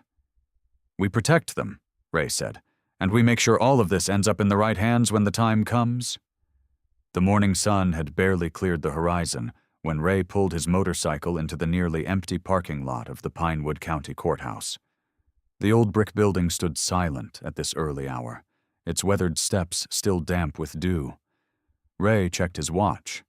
7:15 a.m. Early, but not too early for Maggie Winters. He spotted her car, a sensible blue sedan, parked in the corner spot marked County Legal Aid. Ray grabbed the manila envelope from his saddlebag and walked toward the side entrance. His boots made heavy sounds against the concrete, echoing in the quiet morning. He paused at the door, straightening his leather jacket, not his usual riding vest with the club's patches. Today called for something less attention-grabbing. He pressed the intercom button beside the door. "It's Ray," he said simply when the static crackled. The door buzzed, and Ray stepped into the cool hallway. 3 doors down, Maggie stood waiting, coffee cup in hand. She was in her 50s, with steel-gray hair cut in a no-nonsense style and reading glasses hanging around her neck on a beaded chain. "Or you look terrible," she said by way of greeting. "Good morning to you too, Maggie." She sighed and waved him toward her office. "Come on, you said it was important." Her office was small but organized, with law books lining one wall and filing cabinets another. Diplomas hung behind her desk, evidence of a career spent in public service rather than at a high-paying firm. "I need your help," Ray said, settling into the chair across from her desk. He placed the manila envelope between them. Maggie eyed it suspiciously. "Last time you needed my help, Ray Callahan, you were looking at 3 to 5 for assault." "That was 15 years ago, and those charges were dropped." "Because the other guy was worse than you." She took a sip of her coffee. "What's this about?" Ray opened the envelope and spread the contents across her desk. Photos? Notes? The small recorder? "Derek Thompson. Lives over on Maple Street. Moved here about 8 months ago. Maggie picked up one of the photos, her expression shifting as she recognized what she was seeing. Domestic situation? Wife and a 9-year-old boy. He's been hurting them both, controlling everything. Money, who they talk to, where they go. Maggie's professional demeanor took over as she sorted through the materials. These photos are recent? Last 3 weeks, ever since the boy asked me for help. That made her look up sharply. The child approached you? Ray nodded, remembering Eli's frightened eyes. At the diner, asked if I could protect his mom. Maggie's face softened momentarily before returning to business. And instead of going to the sheriff, thought you decided to play detective? The sheriff wouldn't do anything without evidence. And Martha, that's the wife. She's too scared to come forward. Ray leaned forward. But I found something. Thompson lived in Stanton County before this. Had another wife there. Maggie's eyebrows raised. Previous pattern? 3 police reports. No charges filed. Then she disappeared about a year ago. Disappeared how? Are we talking about… No, Ray cut her off. Not that. She ran. Changed her name. I haven't found her yet, but the neighbor I talked to said she left in the middle of the night. Maggie nodded slowly, processing. What exactly are you looking for from me, Ray? I need to know what we can do with this. He gestured to the evidence. Martha's planning to leave him, but that's not enough. He'll find them. Or he'll do this to someone else. Maggie sighed, removing her glasses. What you've collected is a start, but most of it wouldn't hold up in court without Martha's testimony. These photos show concerning behavior, but… So what do we need? Ray interrupted. Formal statements, medical records if she's ever been treated for injuries, testimony from the boy, though that's complicated, and we need to find this ex-wife. Maggie began making notes. If there's a pattern, that strengthens the case considerably. Ray nodded. I can get more. There are neighbors who've heard things, and Martha has a friend at the pharmacy who's noticed bruises. Get them to write statements, dated, signed. Maggie tapped her pen against the desk. And Ray, this needs to be done properly. No intimidation tactics. I understand. Do you? She fixed him with a stern look. Because if any of these witnesses feel pressured by you or your friends, this case falls apart. Ray met her gaze steadily. This isn't about me, Maggie. It's about that boy and his mother. Maggie studied him for a long moment before nodding. I'll make some calls to Stanton County, see what I can find about the previous reports, and I'll draft some preliminary paperwork, restraining order applications, custody documents. Ray stood, relief visible in the slight relaxing of his shoulders. Thank you. Don't thank me yet. We've got work to do. Maggie gathered the photos into a neat pile. Bring me those witness statements by tomorrow. And Ray, be careful. Men like Thompson get dangerous when they're cornered. As Ray left the courthouse, but the weight on his shoulders felt different. Not lighter, but more purposeful. The evidence was building, forming into something that could do more than just help Martha escape. It could ensure Derek never hurt anyone again. The afternoon sun beat down on Ray as he parked his motorcycle in front of the small blue house 3 doors down from the Thompson residence.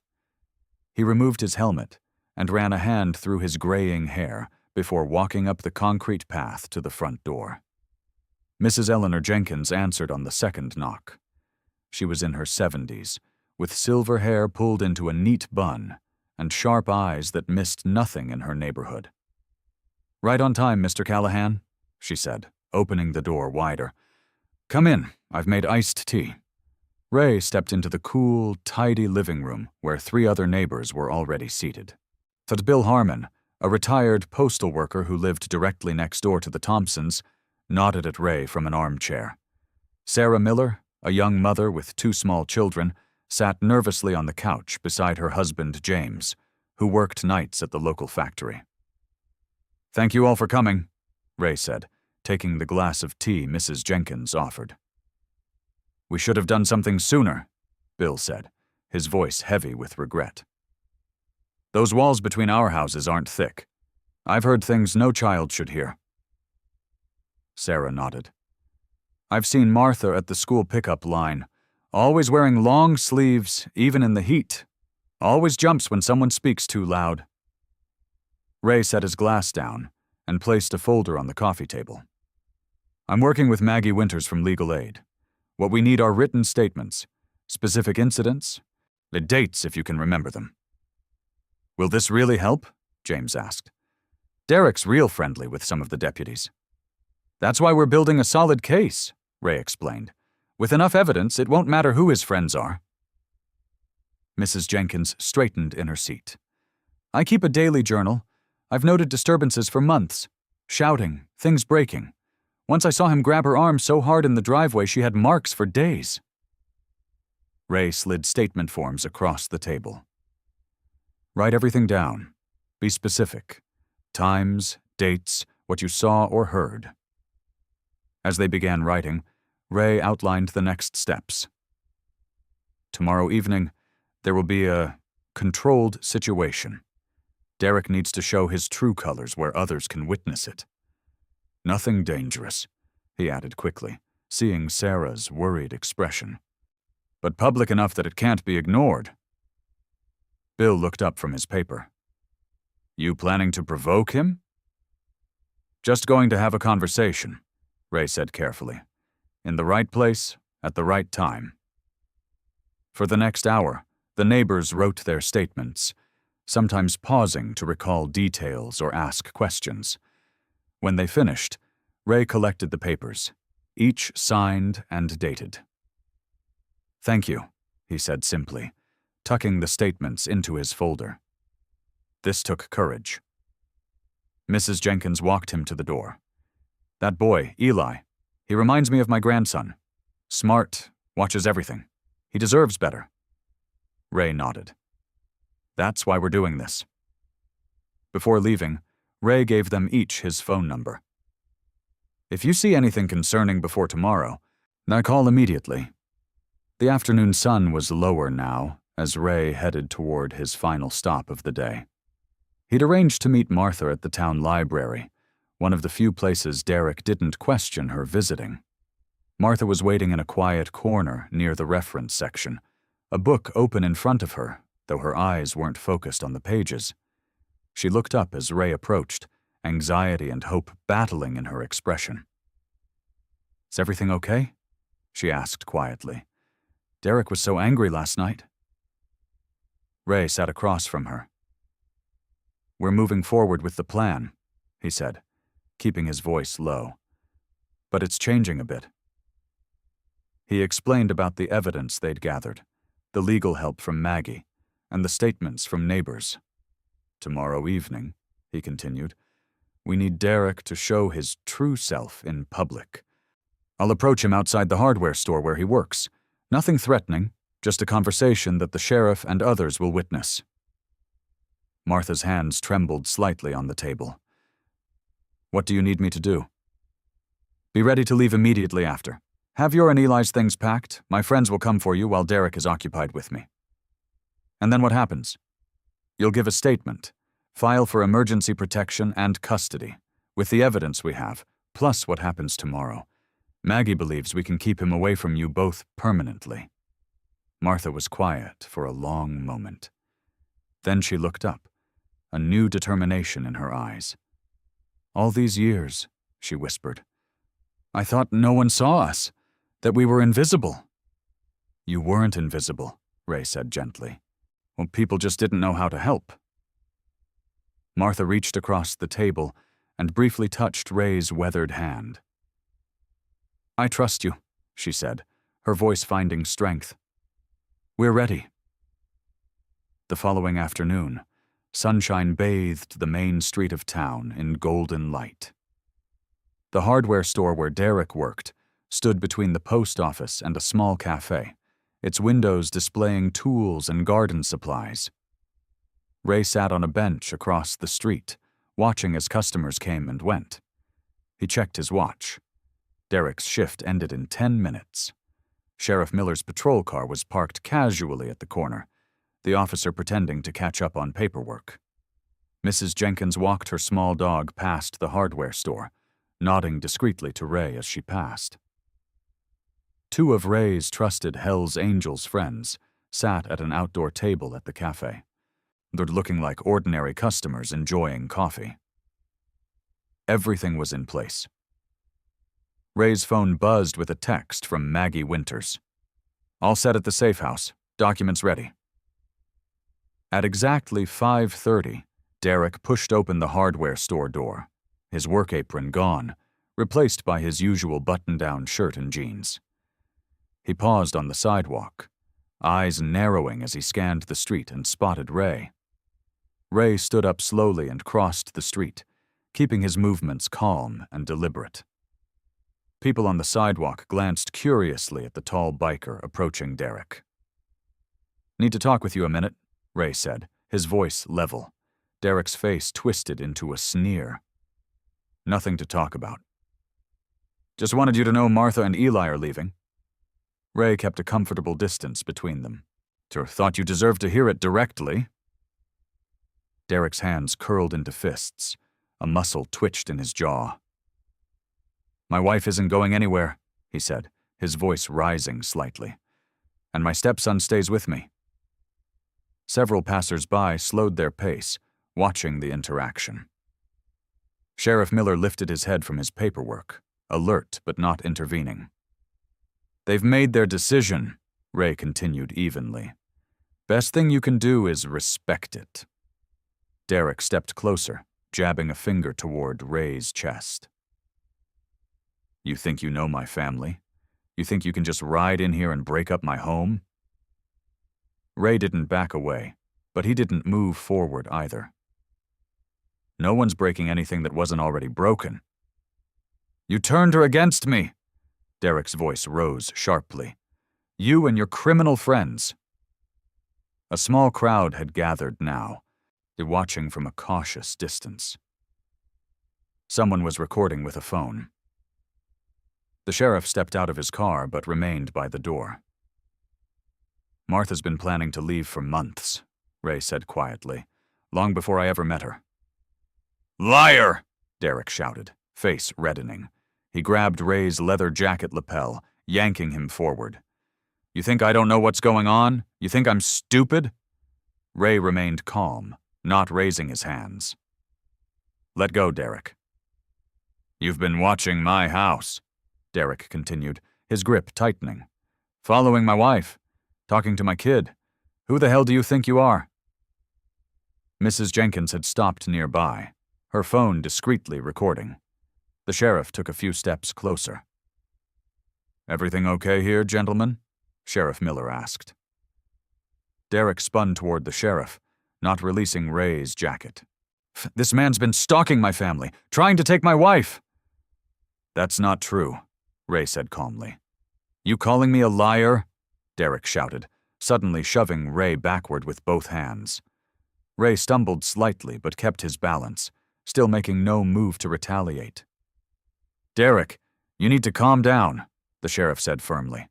"Don't tell me to calm down," Derek roared. His control was slipping completely now, his face contorted with rage. "You're all in on it, aren't you? The whole damn town!" In a sudden burst of fury, Derek lunged at Ray, swinging wildly. Ray dodged the first punch, but let the second one graze his shoulder, still not raising his hands to fight back. "Mr. Thompson!" the sheriff called sharply. "That's enough." But Derek was beyond hearing. He charged Ray again, grabbing him by the throat. "I'll kill you before I let you take them from me!" he shouted, loud enough for everyone to hear. The sheriff moved swiftly then, pulling Derek away as two deputies appeared from nearby. Derek struggled against them, shouting threats and obscenities that echoed down the street. "You're done, Derek!" he screamed as they restrained him. "When I get home, they'll regret this. Martha knows what happens when she—" His words cut off as he seemed to suddenly realize what he was saying and where he was saying it. His eyes darted around at the circle of witnesses, at the phone's recording, at the expressions of shock and disgust. The sheriff cuffed him firmly. "Derek Thompson, you're under arrest for assault and making threats." As they led him towards the patrol car, Derek's mask of public charm had completely fallen away, but replaced by the true face that Martha and Eli had always known. Sheriff Miller led Derek towards the patrol car, keeping a firm grip on his arm. Derek's face had drained of color, the fury in his eyes replaced by growing alarm as he realized the situation was completely out of his control. His gaze darted around at the gathering crowd, searching desperately for any sympathetic face, but finding none. "This is ridiculous," Derek said, his voice lower now but still tight with anger. "He's been harassing my family for days. Ask anyone." 2 more patrol cars pulled up, lights flashing but sirens silent. Chief Deputy Larson stepped out of the first vehicle, nodding professionally to Sheriff Miller before approaching Ray. "Mr. Callahan," she said formally, "thank you for your cooperation." Ray nodded once, his face betraying no emotion as he rubbed his shoulder where Derek's punch had landed. "You're thanking him?" Derek's voice cracked with disbelief. "What about my side of this? He's the criminal." Sheriff Miller opened the back door of his patrol car. "You have the right to remain silent," he began, reciting the Miranda rights in a clear, even tone. Derek's eyes widened as the reality of his situation sank in. "Wait, you can't be serious. It was self-defense. He was threatening me." Mrs. Jenkins stepped forward, her small dog tucked under one arm, her phone in her free hand. "I have the whole thing recorded, Sheriff. This man attacked Mr. Callahan without provocation. And those threats about what would happen when he got home—" She shook her head, lips pressed into a thin line of disapproval. "Guys, we've got multiple witnesses and recordings," Chief Deputy Larson confirmed, "plus the documentation from previous incidents." Derek's head snapped toward her. "What previous incidents? What documentation?" From across the street, Maggie Winters approached, carrying a folder. She handed it to Chief Deputy Larson, who flipped it open to show Sheriff Miller. "Hospital records from Greenwood County," Larson explained, loud enough for Derek to hear. "Martha Thompson, treated for accidental falls 3 times in the past year, plus testimony from your former neighbor in Ridgefield about domestic disturbance calls." Derek's face went slack with shock. That's private medical information. You can't—" "All obtained legally with Mrs. Thompson's consent," Larson interrupted calmly. "What, along with statements from current neighbors about shouting and concerning behavior witnessed at your residence." Around them, the crowd had grown. Ray's fellow HELLS Angels remained in position, watching silently, making no moves to approach or interfere. They simply stood as witnesses, their presence a reminder of the unexpected alliance that had formed to protect Martha and Eli. "This is a setup," Derek hissed, struggling briefly against the sheriff's grip. "You're all in on this together."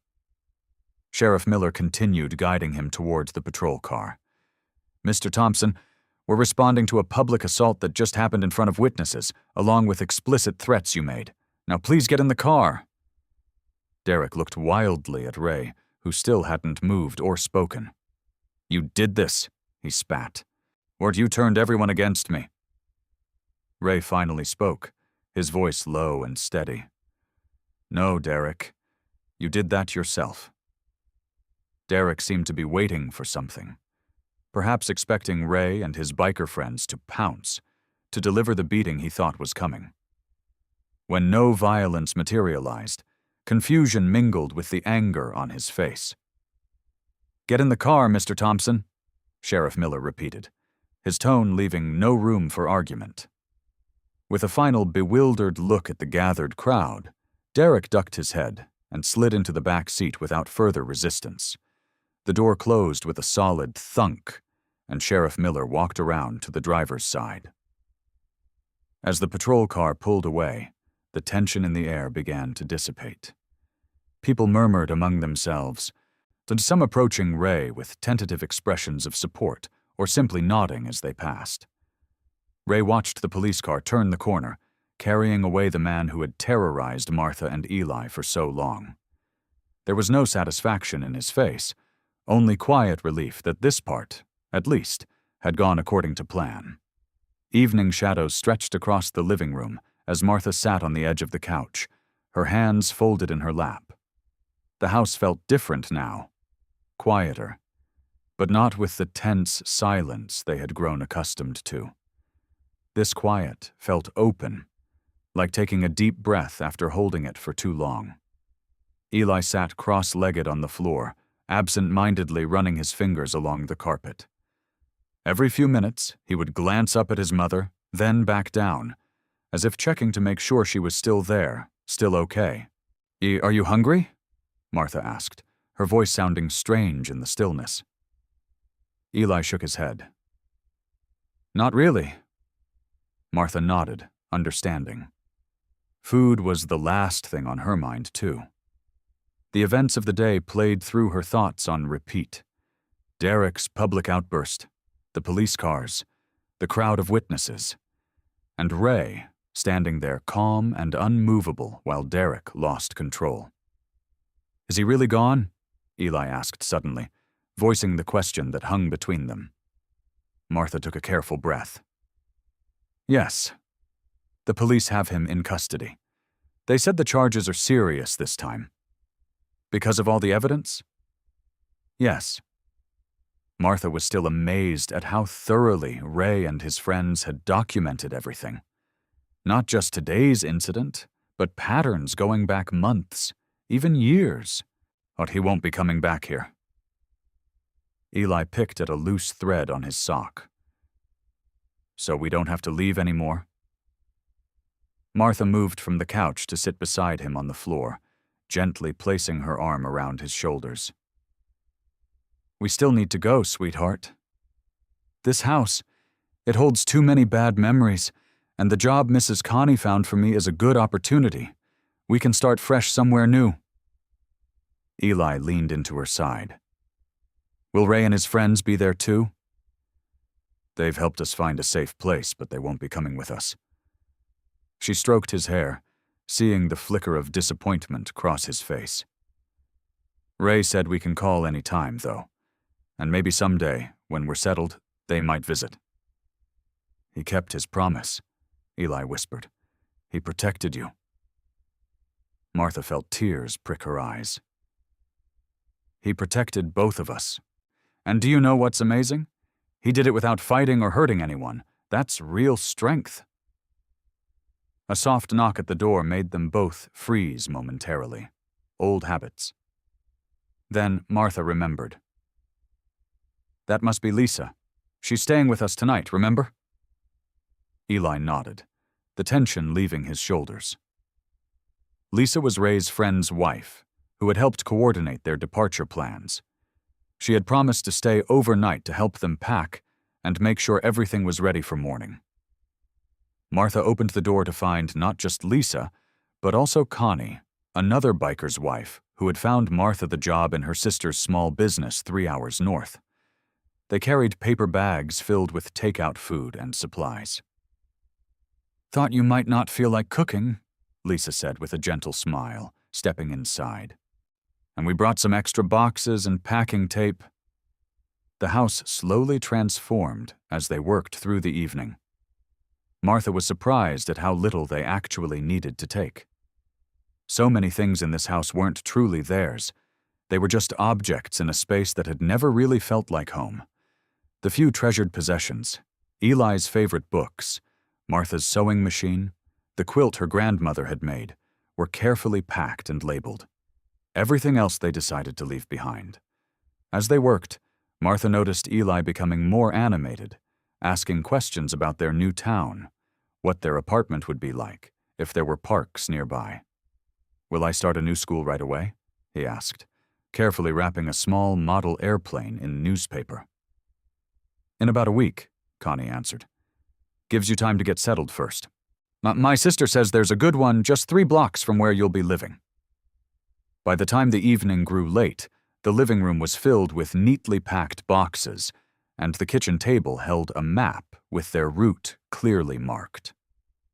Their old minivan would follow Lisa's car, with 2 of Ray's friends riding behind them on motorcycles, just as a precaution, they'd explained. As Lisa and Connie prepared to leave, promising to return early the next morning, Martha walked them to the door. I don't know how to thank you all, she said quietly, emotion making her voice unsteady. Lisa squeezed her hand. You already have, by being brave enough to leave. That's all Ray wanted, to see you both safe and free. After they left, Martha helped Eli get ready for bed, tucking him in among the boxes in his half-empty room. Mom? Eli asked as she kissed his forehead. Are you scared about tomorrow? Martha thought for a moment, then smiled softly. No, not scared. A little nervous maybe, but mostly. I feel hopeful, for the first time in a long time. Me too, Eli said, his eyes already heavy with sleep. Martha stood in the doorway, watching her son's peaceful breathing. Tomorrow they would leave, driving toward a new beginning. And for the first time, that journey didn't feel like running away. It felt like moving forward. The morning sun painted the sky in soft pinks and oranges as Martha loaded the last box into their minivan. She paused for a moment, taking in the house they were leaving behind. It looked smaller somehow. Just a building now instead of the cage it had once felt like. Eli stood on the sidewalk, his backpack clutched against his chest, watching as Ray and 3 other Hells Angels checked their motorcycles. Their leather vests gleamed in the early light, the stitched patches and emblems catching the sun. Lisa pulled up in her blue sedan, honking lightly. All set? She called through her open window. Martha nodded, feeling a flutter of nerves and excitement in her stomach. I think so. Ray approached, his weathered face solemn but his eyes gentle. The road's clear. We'll have someone ahead and 2 behind. Nothing to worry about. I can't thank you enough, Martha said, her voice catching. Ray shook his head slightly. No need for that. He turned to Eli, crouching down to meet the boy's eyes. You ready for your big adventure? Eli nodded, his expression serious. Mom says our apartment has a park nearby. That sounds pretty good, Ray said with a small smile. Maybe you can practice riding your bike there. I'd like that, Eli replied, a hint of excitement breaking through his caution.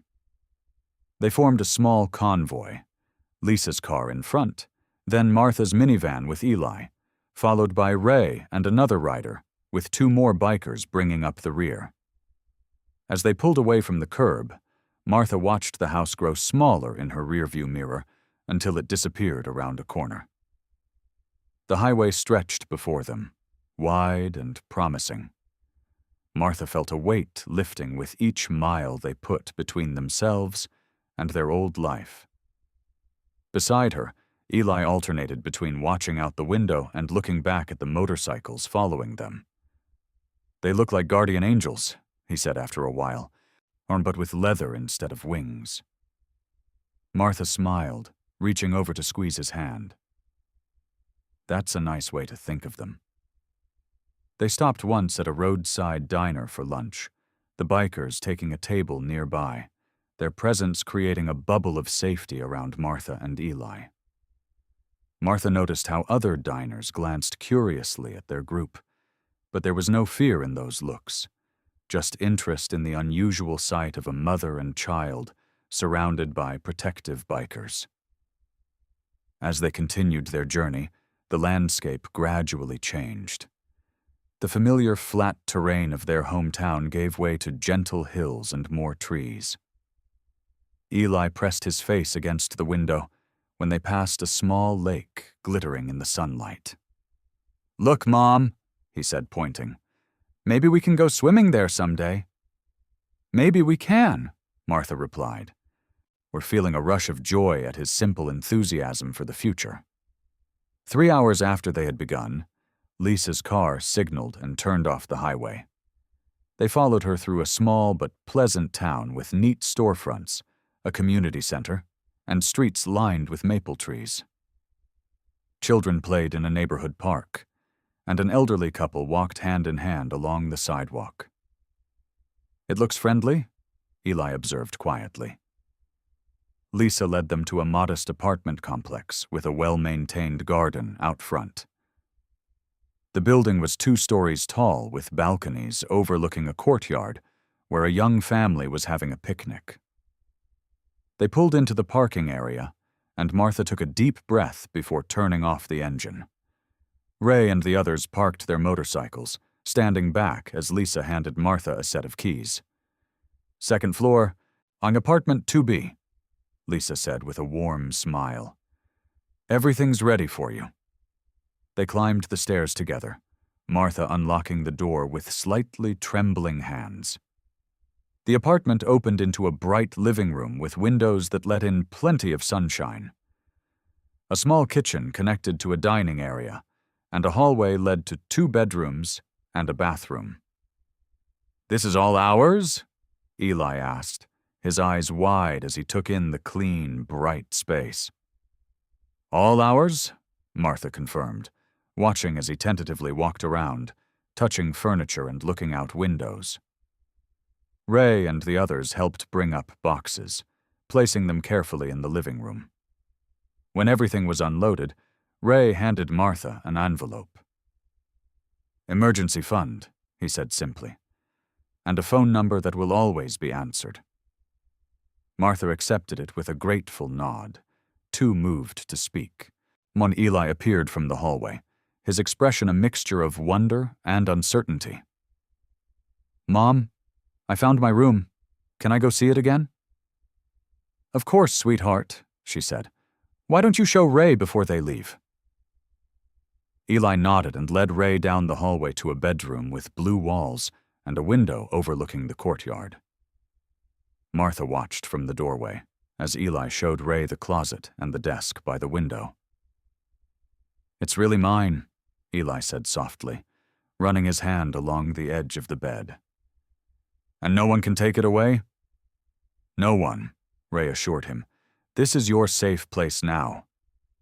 Eli turned in a slow circle, taking in every detail of his new room, his face filled with cautious excitement, the look of someone who dared to believe that good things might actually last.